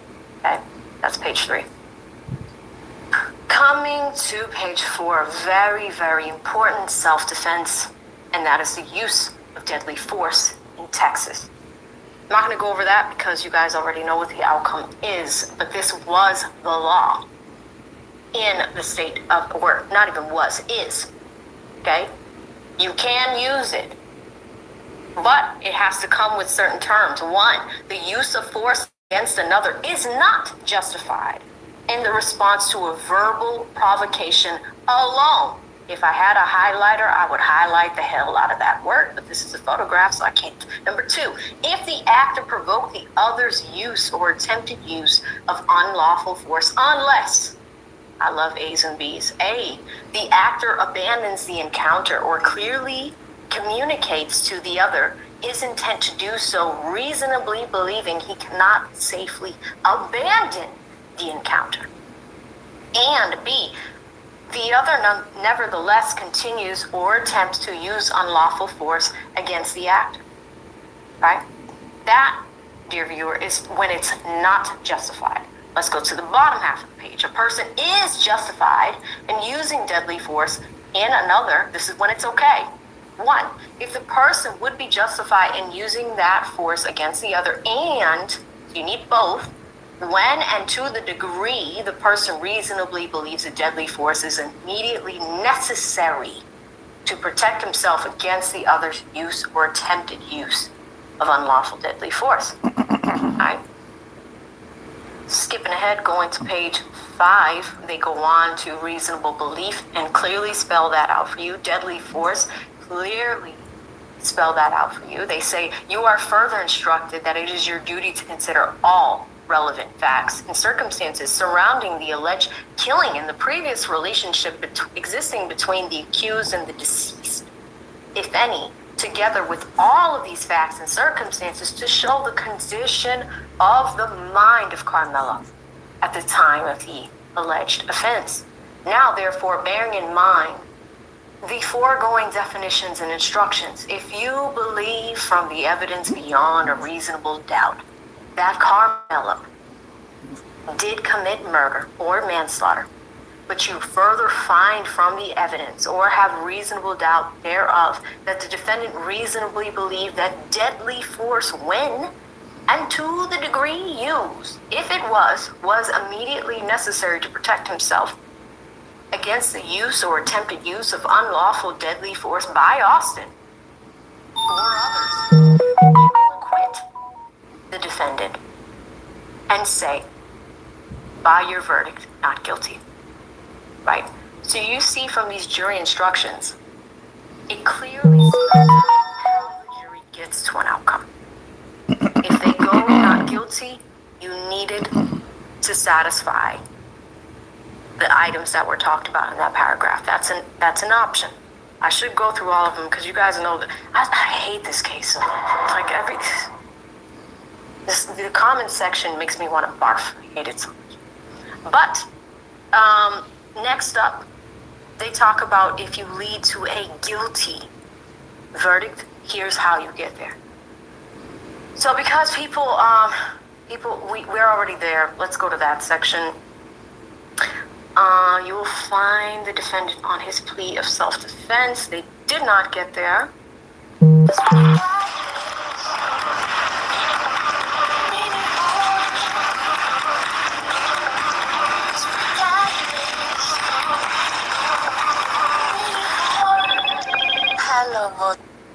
On his plea of self-defense, they did not get there. Deadly force was necessary. I think it is this paragraph at the top. If you find and believe the evidence beyond a reasonable doubt that the defendant immediately before the difficulty did some act, used some language, or both with the intent to produce the occasion to bring on the difficulty and kill Austin, and that such conduct was reasonably calculated to and did provoke a difficulty, and in that response to this provocation, Austin attacked the defendant or reasonably appeared to attack him or about to attack him, and the defendant then killed Austin in pursuance of the original design. If you find that was such, or produced a necessity for taking the life of Austin, you will find against the defendant's claim of self-defense. All right? Next up, page 6, we talk about the evidence and how the jury needs to weigh the evidence. All right? And then the concluding instruction. They were given this around noon. Okay? Like I said, it's 5:24 Eastern Standard Time. Thank you to J.D. Miles. We're going to keep going.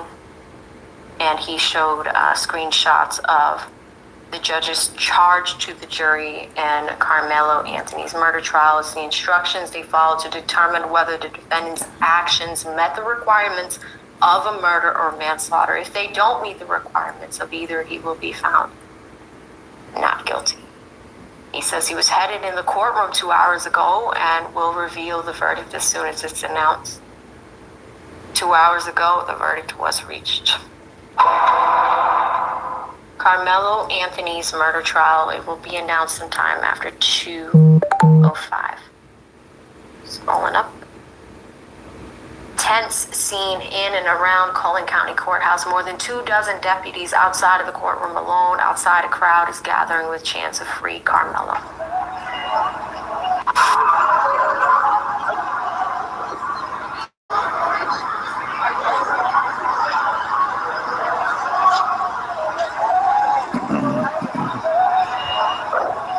This is outside the courthouse.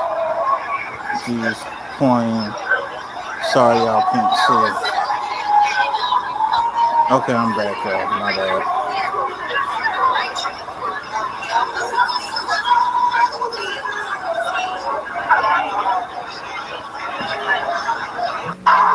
Not much going on there. I mean, like, I hear some music, but I don't. If they're chanting free Carmelo, I didn't really hear much. 1 hour ago, dear chat, breaking, a Collin County jury has found Carmelo Anthony guilty of murder and the death of Austin. Carmelo breaks down in tears. You can hear inside of the courtroom his bond has been extinguished. He is in custody of Collin County Sheriff. Carmelo Anthony's mother is taking the stand now as the sentencing phase of his murder trial begins. Prosecution and defense waived opening statements. Now, for those that have been watching trials with me and are not new, we just finished the Julio Fulio murder trial about 3 weeks ago, 2-3 weeks ago.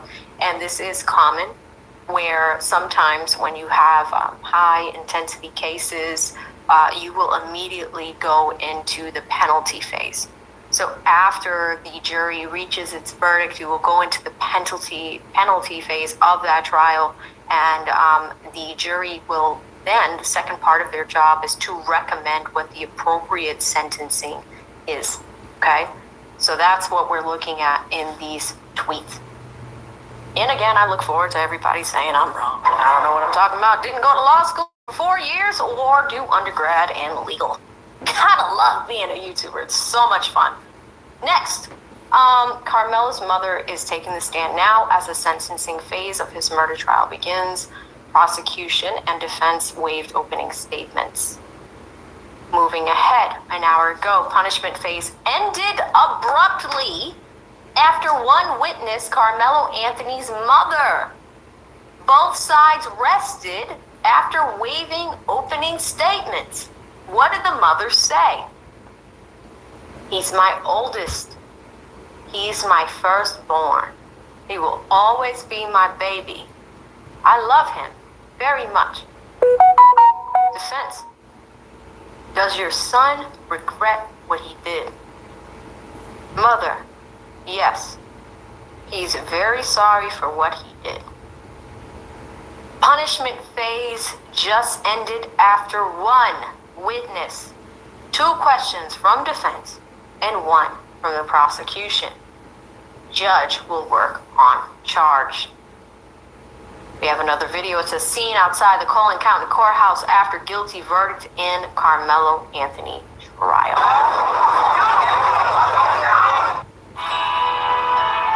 At DeVry, our #1 goal is helping you achieve yours. Whether you're looking to move into management or move on to something new, DeVry helps turn your passion into possibility. You work toward your goals. DeVry works for you.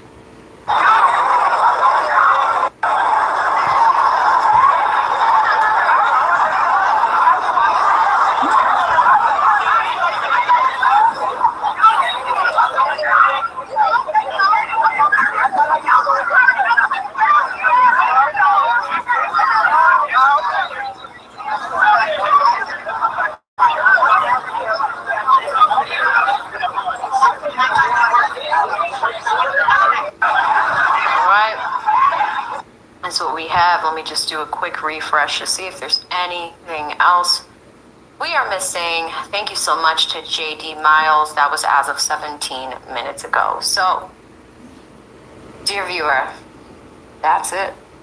Like I said, this was not one of my favorite cases to cover on this channel. In fact, I dislike it. I mean, you have 2 families, you have young men involved. Yeah. Hasn't been easy. And I'm sure everybody has their opinions or their stance on it. You know, there was one long-time supporter of mine. You know, I've been doing this for 4 years. It's the first time we disagreed. And I don't like that. You know, I'm really here. What I do is purpose of this channel really is to take what I've learned with this legal education and give back and teach. So, you know, for myself, it's been difficult to, you know, see all of the I'm just gonna say it, the bullshit, because there's all these rumors online, and that's what happens when you cannot see you know, a courtroom for yourself, or if there's cameras in there. But at the same time, we have to be sensitive that a lot of these witnesses were still high school students, and they need to be protected because they're minors. And the judge made a call, and that call was bring them in on a Saturday, have a lot of them testify, but they're still kids. There's so many kids. Whatever color they are, there's so many kids involved. So I didn't really enjoy doing this one. I'm not even gonna hold you guys. I did it because you guys wanted me to. It's the only reason. Like, other than that, half hour ago I was walking my dog and chilling. Okay. Let's read some super chats. See what questions you guys have. You know, it's tough. Like, it's racially charged. I don't want it to be. But, like, I think the thing for me is doing this for so long and people coming at my competence. And as a person that has studied so hard, yeah, I know I could be a licensed attorney. I'm not licensed right now. I know I could be licensed and doing this in courtrooms every day. But for me, I think the bigger mission and purpose is to serve the public by being a voice and being right here next to you watching what's happening in a courtroom and being a voice in that respect. So if you want to judge me for doing that and come at my competence, fine.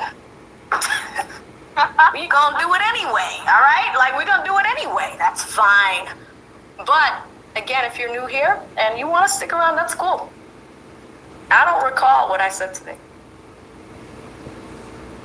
In my first rodeo, we've had national amazing attorneys, some of the best criminal defense attorneys on this channel that I've interviewed. So come at my confidence, is fine. Let's come to Super Chats and we gonna get the hell out of here because I'm done with this one. Deanna hit me with it too, says, AV, I waited your coverage. Thank you so much. And to all of those that have watched my, regardless of color, it's raining. Put a 1 in the chat if you would have defended yourself. Put a 2 in the chat if you would have walked away. I'm not going to judge you. I just want to see numbers. Chelsea said, this is really the fuck around and find out generation. I know, it's terrible. I see some 1s. I see some 1s. I see some 2s too. I see some 2s. No, I wouldn't. I'm going to be honest with you guys. I do see a majority of 2s. I'm sorry, 1s. I see a majority of 1s. Couple 2s. There are some people that would choose to walk away. And you know what's so wild to me?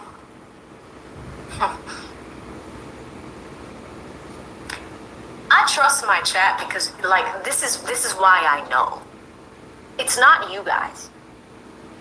It's the comment section. It's the new people that come here. And you know what I mean? Like, all the cases that we talked about, we understand how important this space is to have and to talk about criminology in the United States, especially when it comes to people of color. And I don't give a shit if people judge me for it. I'm sorry.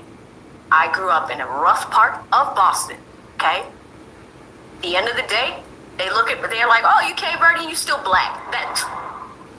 We ain't got nothing, there ain't a bubble for you to fill in. There ain't no mixed bubble, you black, okay? Black. African, yes, black. Okay, black. African American. So that's actually one of the purposes and reasons why I went to law school. Because this stuff makes me so angry. And it shouldn't.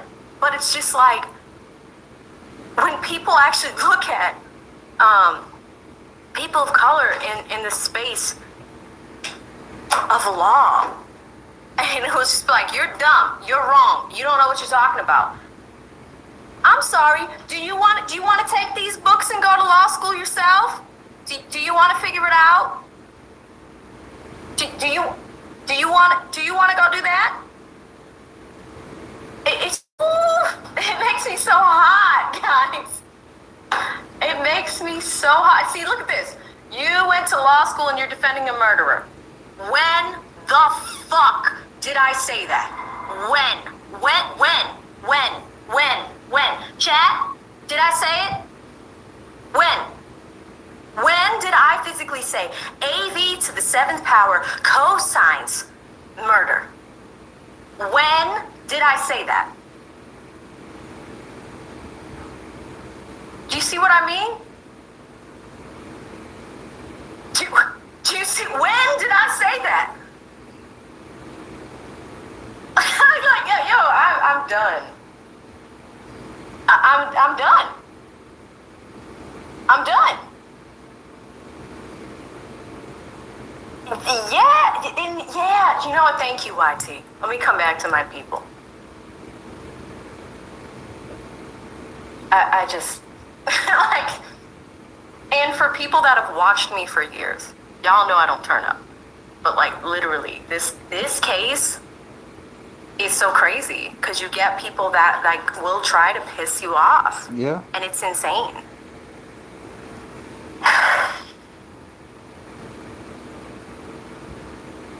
I mean, some of y'all look like Jess is having a ball. When, Jess? Hold on, we're gonna have fun with this. We are going to enjoy this, all right? For everybody for our pain and suffering, we've watched this trial. Let's go to the 85 South show. Okay, let's go to the 85 South show. When? When did I say?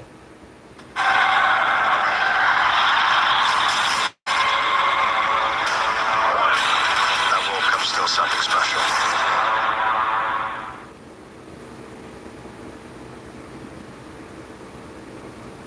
Club sales brings the hype.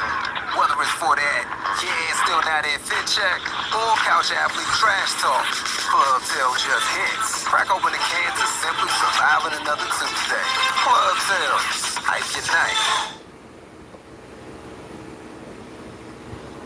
Do y'all remember when I said it?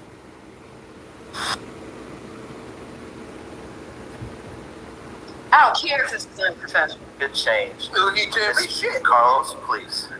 When? Andy on that pussy and crying and shit. When? Whitfield? Hey, my boy don't cry. My boy don't cry. Mr. Whitfield, you agreed to be here. You agreed to be here. I ain't agreed to shit. They drove me here. I was standing up there by the car. Mr. Whitfield. My daughter said, I'm going to get something to eat. And all of a sudden, we in the motherfucking room. Mr. Whitfield, calm down. Oh, me some motherfucking pancake. Mr. Whitfield, I'm sorry, Mr. Go ahead. It's your time. This is it right here, man. When did I say it? When? This is it. That was the final straw, man. Man, final straw on Thursday, shit. I know he back on them drugs, man, because this the final straw, man. He's stoned. When? Mr. Whitfield.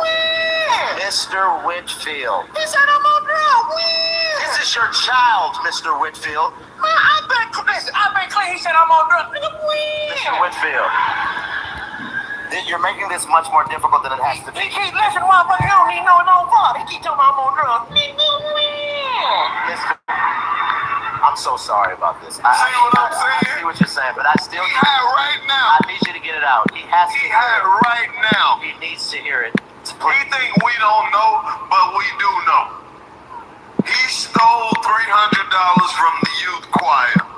See, that's your problem. I stole 200.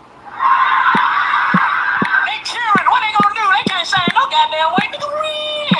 Mr. Whitfield, look at me. All right. As the intervention specialist and as a therapist, I have to ask you, what do you feel is the importance of making your son have a better relationship with you after all of these years of your absence? Make him have a better relationship.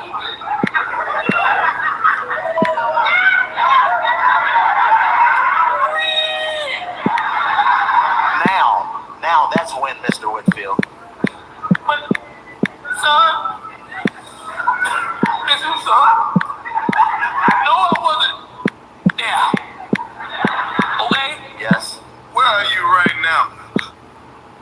We are in the basement of a church. No, we're in the Cox Center. No, I ain't in no dicks. I'm not in nothing.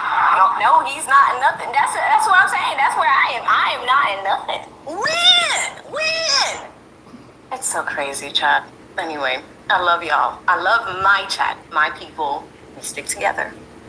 Okay, next AV, we're gonna go to Nick at Night, and then here we go.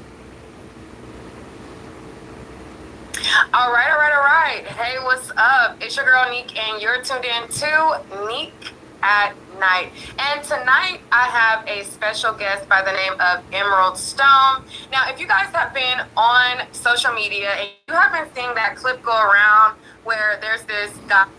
First off, I'm not one of those people defending a murderer. Okay? I believe he was overcharged. The charge should have been manslaughter. So don't you come in my chat say I'm defending a murderer. You know what? Let me get rid of your ass. Motherfucker. Don't come in my chat talking shit. Get the fuck out, dickhead.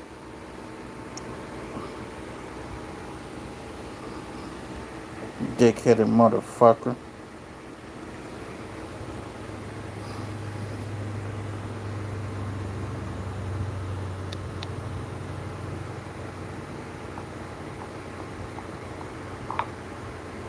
There's this guy saying Carmelo Anthony should be hung by a tree. That's his work.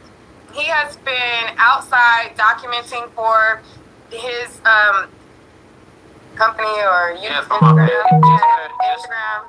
my Instagram. Okay, and so today he was inside the courtroom for the closing arguments. Outside of today, I have been there. One thing that Okay, I there will we say go. is, even though it's like you're looking at this and I'm disappointed in the performance of the defense, one thing that I have to make very clear is we don't know what rulings were made prior to court, right? So like when I covered the Diddy trial, and we were able to see what motions the defense made and what motions the state made, and we were able to see what the judge granted and what they didn't grant or what they tried to admit into evidence and all of these things. In this case, all of the pretrial motions were sealed, okay? So we could not see what Carmelo's team tried to get entered into evidence. We did not see what things were blocked from entering into evidence. So this could be, and I'm still trying to, like, even though I'm disappointed in the lawyer, I'm also thinking, like, what was he battling in the first place as far as, like, what's able to be admitted?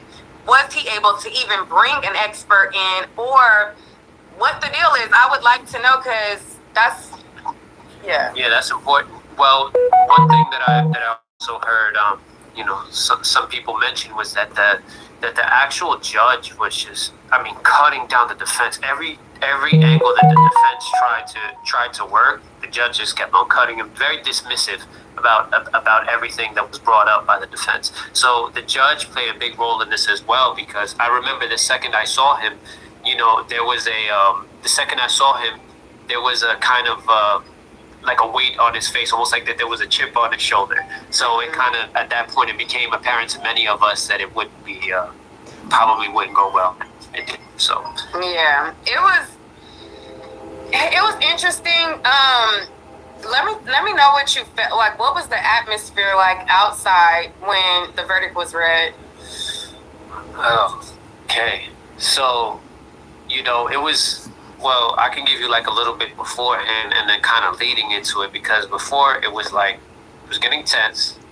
People were starting to talk with the other side and start little arguments, and people were getting in people's faces. By the time that we actually got to the verdict, the heat was already turned up. It wasn't it wasn't that the verdict hit and the heat turned up. It was already like very, very close as we felt it approaching. And when it finally came, it was almost like a climax was hit. So built up, and a climax was hit. And then, of course, we see there's many videos out there of people falling to the ground in tears. There's, videos of people screaming in anger and, and just kind of tired of the suffering. So it was heartbreaking was the word I used earlier. So it was very heartbreaking, like a collective heartbreak. And then you've seen like different people getting in different people's faces and saying, like, just the energy between them. I'm going to show you guys some of the videos that was outside of the courtroom that I was able to see on social media. Let me show you guys 1 second. This is one of the news reporters that was outside, and it captures some of the essence. And if Emerald has any videos, we'll play those as well. But let me share this with you guys. And again, his name is Emerald Stone on Instagram, and I'll show you guys his IG in a second, because a lot of you were like, oh, who's this guy? Meek? Who's that? So let me share with you guys this video. Just got some notes from our local reporter who is inside the courtroom. So when that guilty verdict was read, I'm told that Carmelo Anthony was crying. He was shaking. His defense attorney kept his arm around his shoulders the entire time. And also, I'm told that Austin Metcalf's twin brother, Hunter, this was the first time he was inside the courtroom when that guilty verdict was read. I'm told it was really emotional from both sides after that murder verdict. And as for what's next, Will, now it's the sentencing phase. He is charged with murder, so he could face up to life in prison. The same exact juror, they're the ones who decide how long he remains behind bars, and that's what this sentencing phase sentencing phase is. That reporter inside the courtroom tells me that Carmelo Anthony's mother, she's already taken the stand. This is a direct quote. She said, quote, "He is my oldest, my firstborn, my baby. I love him very much." I'm told that she had mascara running down her face and asked the jury, quote, "Please have mercy on my son." And then the prosecutor sort of cross-examined her and said, "Isn't it true you could still have a relationship with your son while he's behind bars?" So this is sort of the next phase. Like, how can you imagine your son defended himself and he was stacked against the odds, right? He went up there to see a boy who he thought he was cool with. He turned on him. You got these two big buff, like I wouldn't say buff, but these big, broad-shouldered linebacker football players, and the whole entire track, like not the entire track team, but like a big group of them, all screaming out to him, "Yeah, you don't belong here. You need to go." Laughing at him like, "Oh, you from Frisco? You ain't got nothing in that bag." Like testing him, and then he's the one where they flip the script. When they put their hands on him, he never gets out of his seat. He's sitting down the whole time. He's just making sure that he got protection on him. They're all like, one is putting out his phone, acting like he's recording. Another one is like, "Boy, you from Frisco. You ain't got nothing." Austin's also telling him he's from Frisco. He ain't got nothing. Another juror who's a black boy, he testified and he said, "I thought it was funny. I laughed. We were laughing at him." So you have teenage boys laughing at him, trying to intimidate him, get in his face, and then you go as far as to go and put your hands on me, and the prosecutor tells your mom, "Well, good luck. Like, you can still have a relationship with him in jail." Like, what? Like, excuse me? That's crazy. Do you want to chime in, or I'll play some more? Well, yeah, I did send you a video, and I just messaged you one, of some of the energy of what was going on out there. And yeah, no, all in all, it just felt like the second you walked into the courtroom, everything felt set. The jury felt set.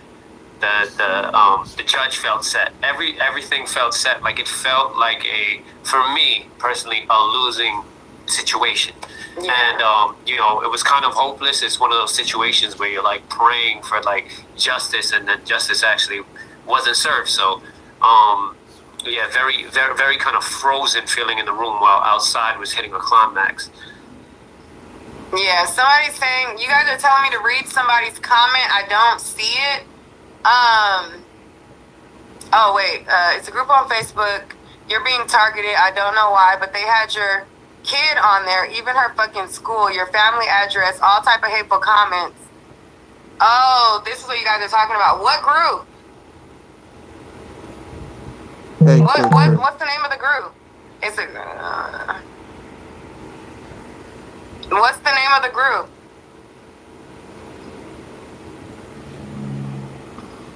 And I gotta pause this for a second. The way these people have been coming after Nick at night just for reporting is the biggest piece of bullshit I've ever seen on the planet. The only thing she's doing is talking about the case. And that's it. You don't have to agree with the way somebody's reporting on a case, but to bring someone's life over it is the biggest piece of bullshit on the damn planet. If you don't like the commentary, just move the fuck on. Why you gonna sit and harass somebody over their damn commentary? It's bullshit. DM me and let me know. If my child is on any page, if her school is on any page, if my address is on any page, all of that would be... I'm going to say this too. The fact that Nick at Night needed the Black Panthers of Texas to make sure she and other black content creators were safe is bullshit. Because the police, yes, the local police should have kept her safe. But they didn't. But here's the thing. They kept Sarah Fields safe. They kept Jake Lang safe, but none of the black people there who were reporting on this, they said flat out that they didn't feel safe. Nick at Night said she didn't feel safe. Uh, there's some chick that's affiliated with Roland Martin, who said that she didn't feel safe out there. I can't think of her name off the top of my head, but it'll come to me. Shit. All of that would be a result of, it's called Snitch at Night. Interesting. Oh, can you have my phone right there? Really? Check. Let me see. Pouring all this energy into Neat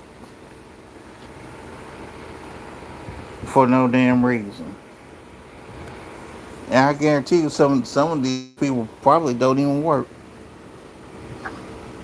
if they're able to work.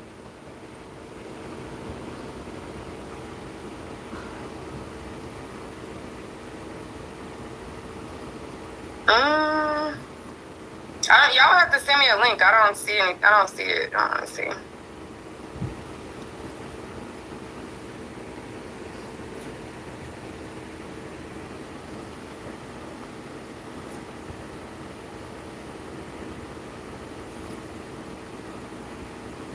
I don't see it on my thing, but Okay, yeah, you're gonna have to send a link. yeah, you gotta send me a link. I don't see it.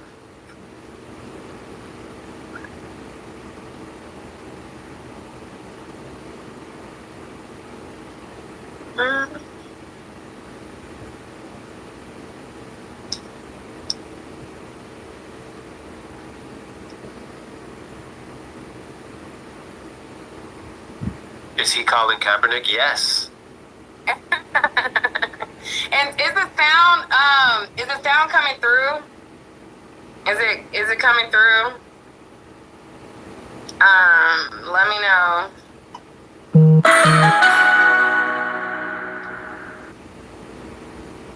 But anyways, enough of that. Yeah. I'm not worried about that because if my address, if my social media or anything that's not like public is on any group or any page, I will be taking legal action. I'm going to be holding Sarah J. Fields accountable for all of the targeted attacks against me. And I would like to know if there is anything like that out there.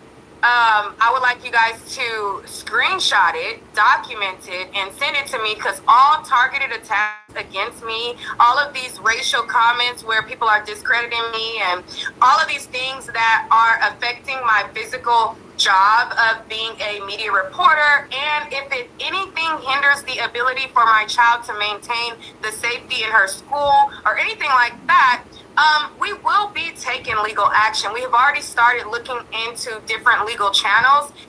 There is a lot of people to be held accountable, but I need you guys' help in documenting. So definitely will not be playing any games with any fucking body that plays with the safety of my child, plays with the safety of my well-being, and anything like that. So I just want to make that clear. But with that being said, we're not going to spend too much time on it because we Right. will be holding Sarah Fields accountable. As And you that's should. I'm not playing. Like, you can think I'm playing if you want to. She can think that these little frivolous lawsuits that she has all these other people tied into is, you know what I mean, because they're going through the legal process is something, baby, play with it. Okay, so anyways. You know, one thing about today's case, just today's court case, it was very short.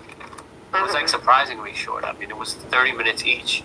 That's how it was for the opening statements. They were 20 minutes each. Yeah. So I mean, and it for some reason it felt like the judge gave the state a little bit more time, but that was just maybe that's just my own bias. But but it was 30 minutes each, and then one thing I think is notable to mention is that the jury came back with a verdict like very fast, and we were thinking that, you know, maybe give it a couple hours, you know, maybe even overnight, because they were potentially going to put them in a hotel and what have you. They came in about, I would say, about an hour or so with a verdict, which then again feeds to the idea of them already having their mindset the whole time. Yeah. I mean, they had their mind made up. And I want to, before I go, I want to thank Cody for the good luck. Thanks for wishing good luck, because my luck is going to always prevail. So just like my luck prevailed during this case, every day that I showed up, I made it inside the courtroom, not cutting any goddamn body, showing up where I needed to show up, making sure that I was there, and luckily made it into the building. So luck is always on my side. So thank you, Cody, for wishing good luck, because you know, it's like favor and bear. So I mean, thank you. Anyways, off of that, let's see. There was so much to go over. Let's revisit Eddie's testimony, because I just find it crazy how a jury can look at Eddie live, right? He downplayed his relationship with Carmelo Anthony. He acted like he didn't really know him like that. He was talking about how, I knew him maybe 2 to 3 times. I didn't really know him like that. Like, we weren't really cool like that. But then when it was time for the defense to show the relationship that they had, there's family photos, and almost like a lot of them were happening at Eddie's house. The fact that a jury can look at this and not put themselves in his shoes says a lot. But as I've been reporting to you guys, I told you, I said, when y'all asked me, what do I think about the jury? I said, listen, that's not a jury that I would ever want to judge my life. You have every single racial makeup, even though it's not technically all white, you have the makeup of a jury that does not like black people. Yep. Period. So you have that. And then I told you guys, when you guys were asking me about what I thought about the jury, I said, listen, there's some white boys who, I was like, remember when I was telling you, I said, there's some white boys who, they don't look related to Carmelo. I mean, not Carmelo. They don't look related to Austin, but they look like they can be like family, or they look like they can relate to him. And you guys corrected me, and you were like, oh, the word that you're looking for is peers. Like, they look like they can be his peers. And I was telling you guys, like, yeah, they look like they could be like running in the same path. And you can see that this was more based on emotion rather than the facts of the case. Because if you listen to the facts of the case, there's no way that you can get murder, the first degree murder, off of the facts. Yeah. If you listen to the pure facts of the case, you get at the minimum Manslaughter. Now, I figured that it was a high possibility that it was going to be manslaughter, because the defense did not do a good job of bringing the witness back to. No, this was self-defense. Like, every single witness, the prosecution ended on, who provoked it? Carmelo. Is it self-defense? No. Was he wrong for bringing a knife? Yes. And the defense didn't have their counter questions so that they can be like, well, is it Like, isn't there a difference between an authority figure like a coach telling you to leave and a student that's your peer telling you to leave? Because the witness that they had yesterday, they were like, well, when you guys went into the dugout and a coach came in there and told you guys to leave, you left, right? At that moment, I figured that the attorney would say, well, isn't there a difference between a teacher or authoritative figure telling you to leave versus a damn kid that has no right? But you can... Yeah, I mean, one thing that actually made me think of one thing that the state was arguing. They said that well, you know, the coach was 20 feet away. Or something about 20 feet away, and he's like, he's 20 feet away. Why did you go get the coach? Why didn't you go get the coach? And situations don't always happen like that where you go get the coach, especially when you're that young. Sometimes the best thing that you can do is defend yourself. The thing that he kept on repeating is that you don't follow up a shove with a stab. And it's like, in my opinion, it's like, says who? Because if someone can hit you, that says who? Like, can kill you. How many times have we heard of these fights at school with kids where all you gotta do is fall back and hit your head? Also, I would have liked his defense to introduce some of that evidence of bringing somebody that, like, what was the relative time, right? I need to look up, because there was a couple of cases, I forget, but there was a girl in, I forget her name, but she was at school. They had a fight in the bathroom. She hit her head and she died. Then there was another situation at a school where it wasn't too long ago where they were fighting. I don't know if it was like at a bus stop. The girl hit her head and she died. There are several times of situations where it's not even a weapon and the kid dies. So I want to know, like, was there an incident close in time that could have explained why he had the knife or why he had fear? Because you can't just wait for somebody to get the drop on you and he's on the bleachers. If he huddles him like a football player, hits his head on it, like anything. And the defense. And that's why they kept on harping on something that I mentioned in the video, which was touch me and find out. Because he kept trying to spin it like a threat. It was a threat. And then, of course, the defense was saying, this is a clear warning. He was threatened, and then he won. You know, he felt threatened, and then he won. So, you know, another thing that I noticed that the state was didn't want to let go of, it was this idea of, like, oversimplification of it. Like, this is simple. This is murder. This is murder. This is murder. Kept on using the word murder. Murder. This is a murder trial. This is what we're trying to figure out here. But, the oversimplification of it, I think it made it easy for a jury that was already against Carmelo and a judge that was already against Carmelo, the oversimplification for them to just go from point A to point B. Yeah, and I know that you're not supposed to be coaching your witnesses or whatever, but one of the witnesses that the defense put on, the prosecution had extensive conversations with him to where he talked to the prosecution, but he made it clear that the defense had only talked to him for 2 minutes prior. And I was like, what? What do you mean you only talked to him for 2 minutes, but he had an extensive conversation with the prosecution? Yeah. And every single defense witness, even the coach, even his teammates, even everybody, they were like, at the end of the day, he should never had a weapon, right? Correct. At the end of the day, he should have never, this wasn't self-defense, or he should have just listened, or at the end of the day, if they told him to leave, like, he was like, one boy was trying to establish that him and Carmelo Anthony had been under the memorial tent 10 days prior, right?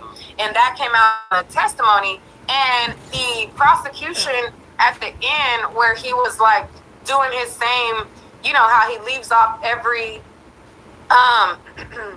witness, he said, but if somebody told you that to leave, you would leave, right? Correct. And it's like, I know that you can't tell them what to say, but if somebody tells me to leave, it depends on who's telling me. Absolutely.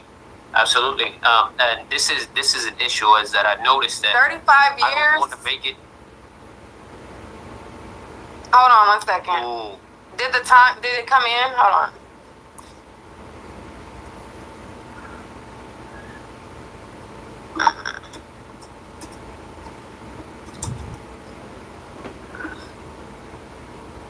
quiet.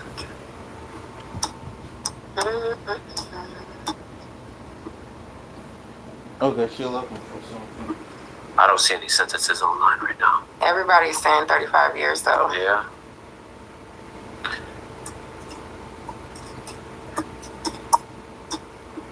I was gonna text Nick at night, but you're here.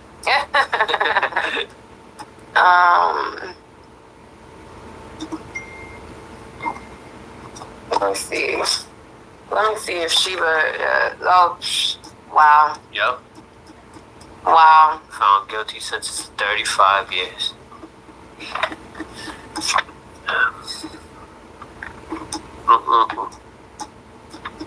Hold on, y'all. Let me put it on the screen. 35.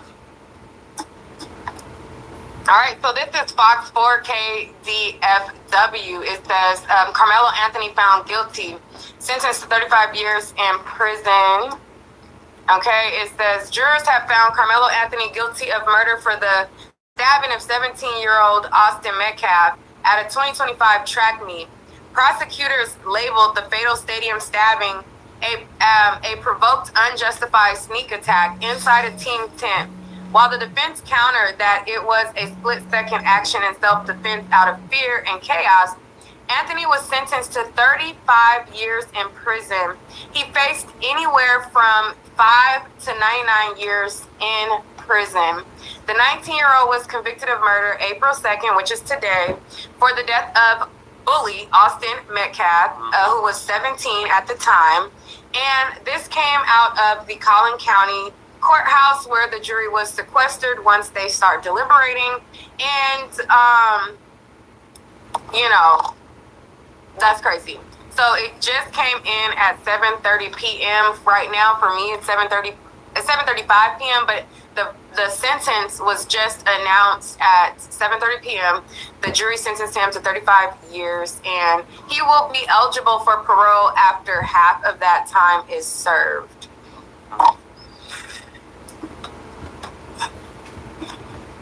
I love that you mentioned bully when you said Austin Metcalf. Because I think a big part of it is that, you know, sometimes they feel certain people who mess with people like Carmelo, based on just being black, they feel like they have this sense of authority over us. Like, who made you the authority to tell us to leave the tent? Who made you the authority? Why do you feel like you have to? Do you think you still own us? What's going on? You know, and I think now that he's seeing this, they obviously try to make an example out of him for sure. I mean, well, the prosecution said make an example. Like that was one of his words in the opening statements. Matter of fact, let me pull up my notepad of opening statement. So they're not even hiding it. No. They're not even hiding it. Hell, they ain't even hiding that shit. I got notepads for days, you guys. Up for parole is 17 years. It says.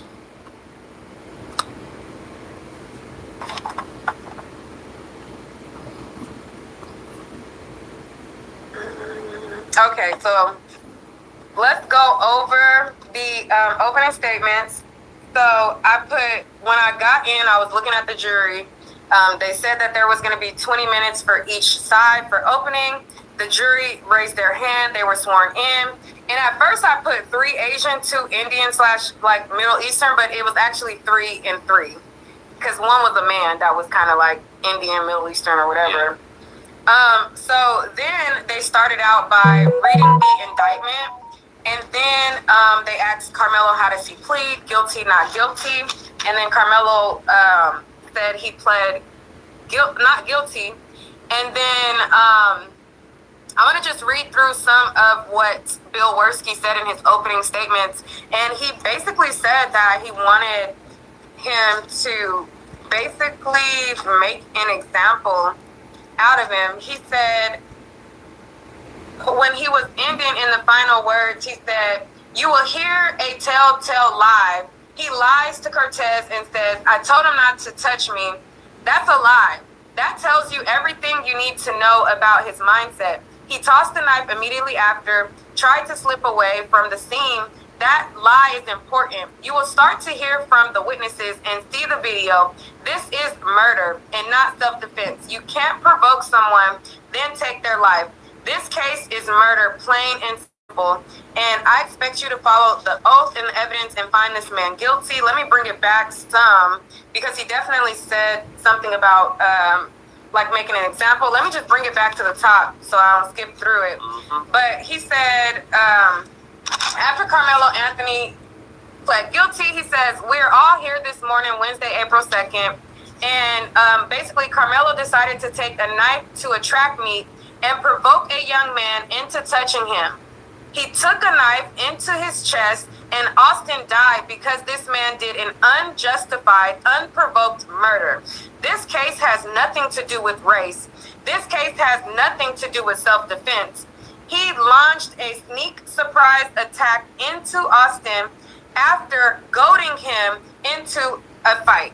Or he said something like that. And then he said, the facts of the case are simple. Murder was simply senseless. You are going to hear more. You are going to see the surveillance video. That video shows the story. After he slipped into the tent, he wouldn't leave. Austin put hands on Melo after he provoked him. He hit him with a knife. This was a provoked, unjustified murder. This is senseless. Let me reset. That morning, Frisco ISD, the track meet, was set to begin. Austin was with Centennial, the school for Carmelo.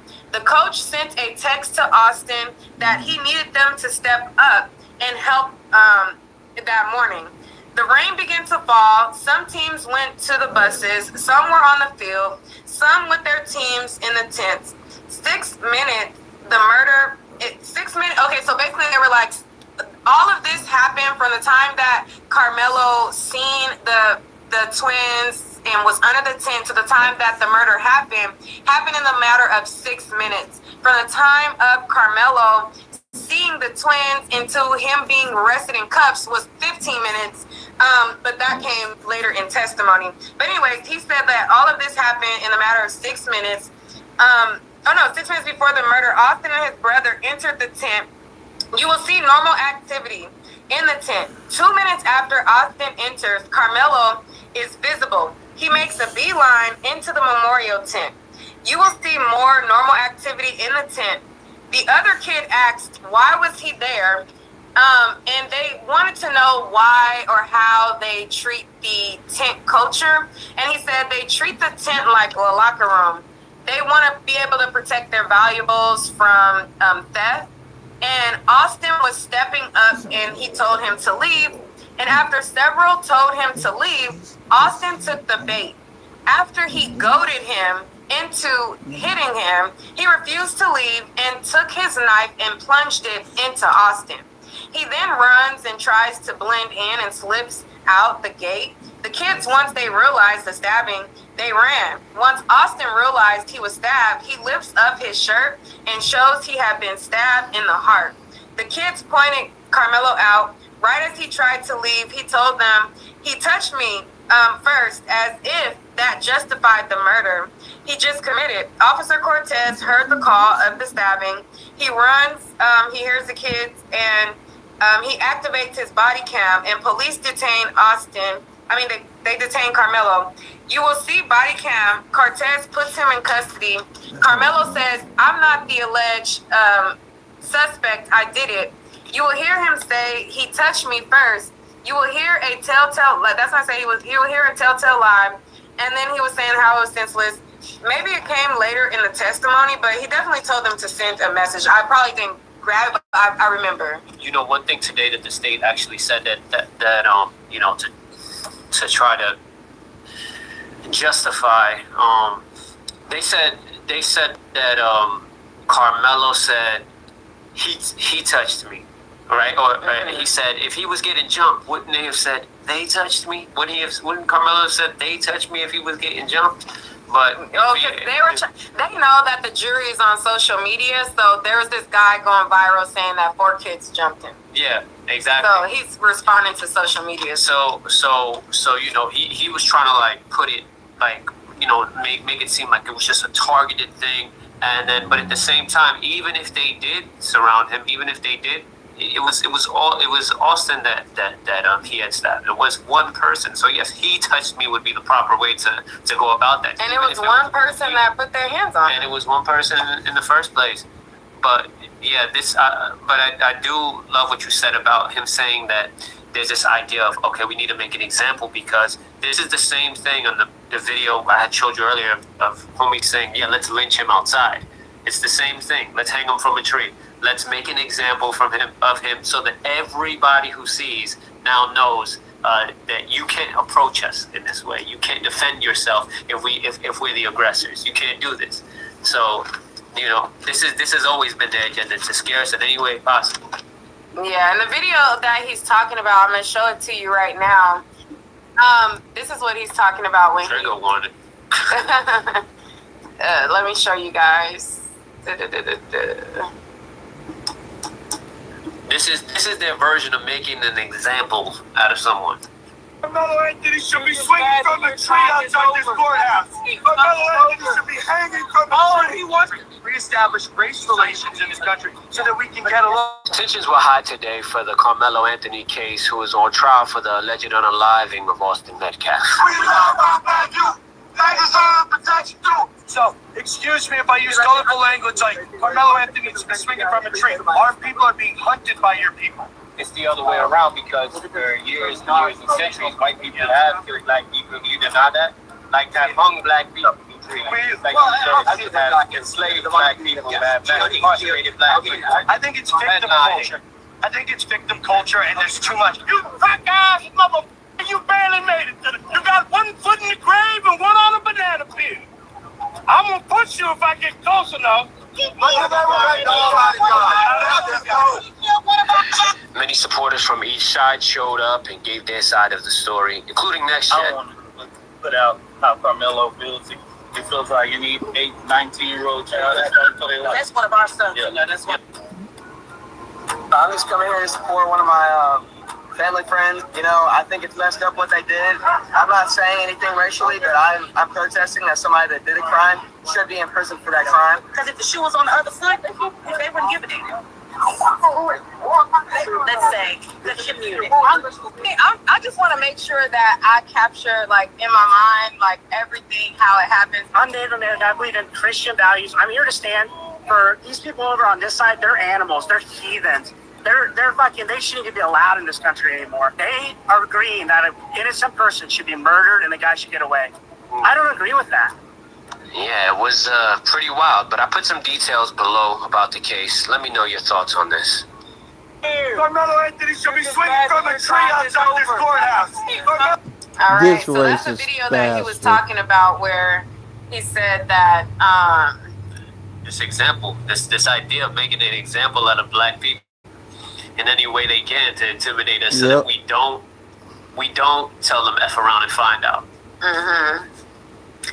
Thank you so much for this super chat. I appreciate you so much. You said, Nick, you are appreciated, and I/we thank you kindly for being present in the moment. Continue safety around you. The Most High sees all, and vengeance is of the Lord. In or out the flesh, always spirit, Christ. I don't know if there was more after that, but thank you so much. I appreciate you guys. I want to also thank everybody who has sent in super chats. This has not been like any case that I've ever covered. And I want to take a moment to address some things that I saw, and we're going to get back to the commentary about like how we feel, and I'll even open up the lines for you guys to call in and give your thoughts and opinions. Thank you so much to Nikki for the donation as well. Carmelo's fundraiser is still active and is currently receiving donations. Yes, if they have a fundraiser active, donate to them, help them with this appeals process. I think that maybe, like, was the lawyer going for ineffective counsel? I don't know, but the lawyering was so bad. I don't know what, but what I want to say is this has been like no other trial that I've covered. And I didn't even do like a mic check to see if the sound is good, but you guys have not complained about the sound, so I assume the sound has been good and it's picking up, or I don't know, because I'm like, should I bring the mic closer to us, or is the sound perfect? But anyways, anytime that I come to cover any case, normally I'm used to maybe a peer, like maybe another social media reporter try to compete, and we have like this, like, not like this like rivalry for real, but like it's like competition where they throwing shade, or you might not be on the same page. I'm used to stuff like that. I don't care about stuff like that because I'm not in competition with anybody. I know what's for me is for me. And so, but I understand those sentiments. Like, people, they get mad at your coverage if your coverage is doing good, and you start getting little energies like that. But nothing of this magnitude have I ever experienced covering a case. I seen when It's On Site had reposted the video where I was crying, and it was so disappointing to see a lot of people in our community tell me that I don't need to be human in the moment, and I don't need to express my frustration because they're watching.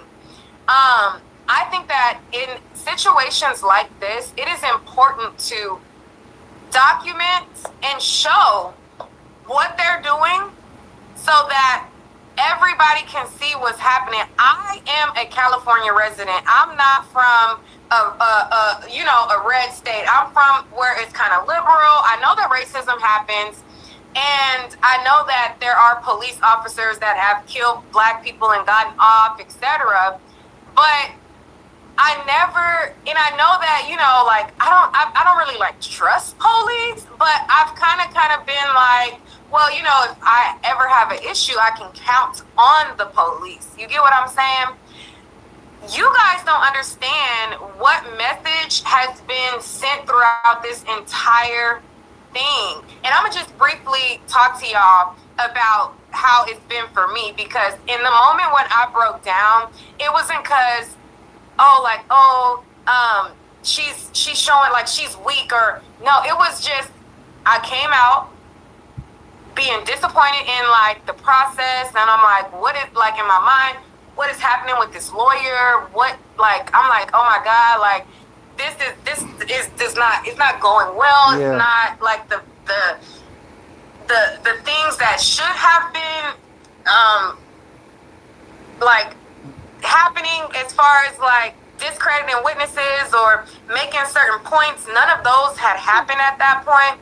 So there's that. Then you have the sheriffs of this court. Then you have the court. Then you have everything like that.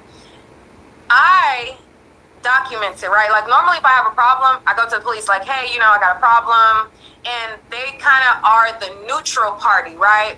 They make sure that peace is amongst the group. I bigged up the sheriffs in the beginning, and I talked to y'all about how nice they were. I was like, oh my God, everybody's so nice, everybody's so sweet. And it was so many comments of y'all that said, Neek, don't be fooled, watch your back. Yep. They smile in your face, but they racist. Mm-hmm. I'm like, but they're nice. What do you mean? Can't trust them. Like, I'm like, what are you guys talking about? I was like, these. And Neek, I hate to say this, Neek, but you kind of did play yourself on that one, baby girl. You in Texas. Don't you trust them white folks? People are so nice. Like, I was like, normally whenever I go to a trial, it's unnecessarily like flexing, like, being authoritative, like, and being macho for no reason and mishandling people just because. But I was like, I don't feel that. Well, as the trial went on, that changed. So I'm going to just tell y'all something real quick. And I know y'all say I ramble, I don't get straight to the point, but I be feeling like every detail is important. So Friday, June 5th, I arrive at the courthouse. I am one of the people that get into the room. And Sarah, or whoever this Bimbo is she starts, trying to get her audience to, target anybody who has amazing coverage as hers is dry. It's not like the only reason they listen to her because they're racist and she has racist views, not because the commentary is good, the delivery is good, or that she's a good person to tell the facts. She can't even tell two black people apart. So anyways, but outside of that, basically what happened was I go to the courthouse to cover the trial like I've covered any other trial that I've covered. And I come out, and as I'm walking to my car, I see one of her goons recording me get in my car. And I see him recording me, and a lot of her followers, because they hate black people, they don't critically think, and because they don't use common sense, I'm coming out of a courthouse where phones are not allowed. Because a lot of them were like, well, if he was recording you when you got in your car, where's the video? The video is the courthouse surveillance. And hopefully you guys can petition the Public Information Office for that. And hopefully a lot of you guys put in something in writing to the Texas Public Records Office for that footage. I'm gonna do my part. Hopefully you guys can do your part June 5th around 11 to 11:30 a.m. I go outside. I want to go ahead and cut this off right here. Hopefully something will change, but then again, most likely it probably won't change. I'm done. Which I know I'm done, but unfortunately, some of these other folks may not be done. But as far as I'm concerned, I'm done with it. Peace. Enjoy the rest of your day.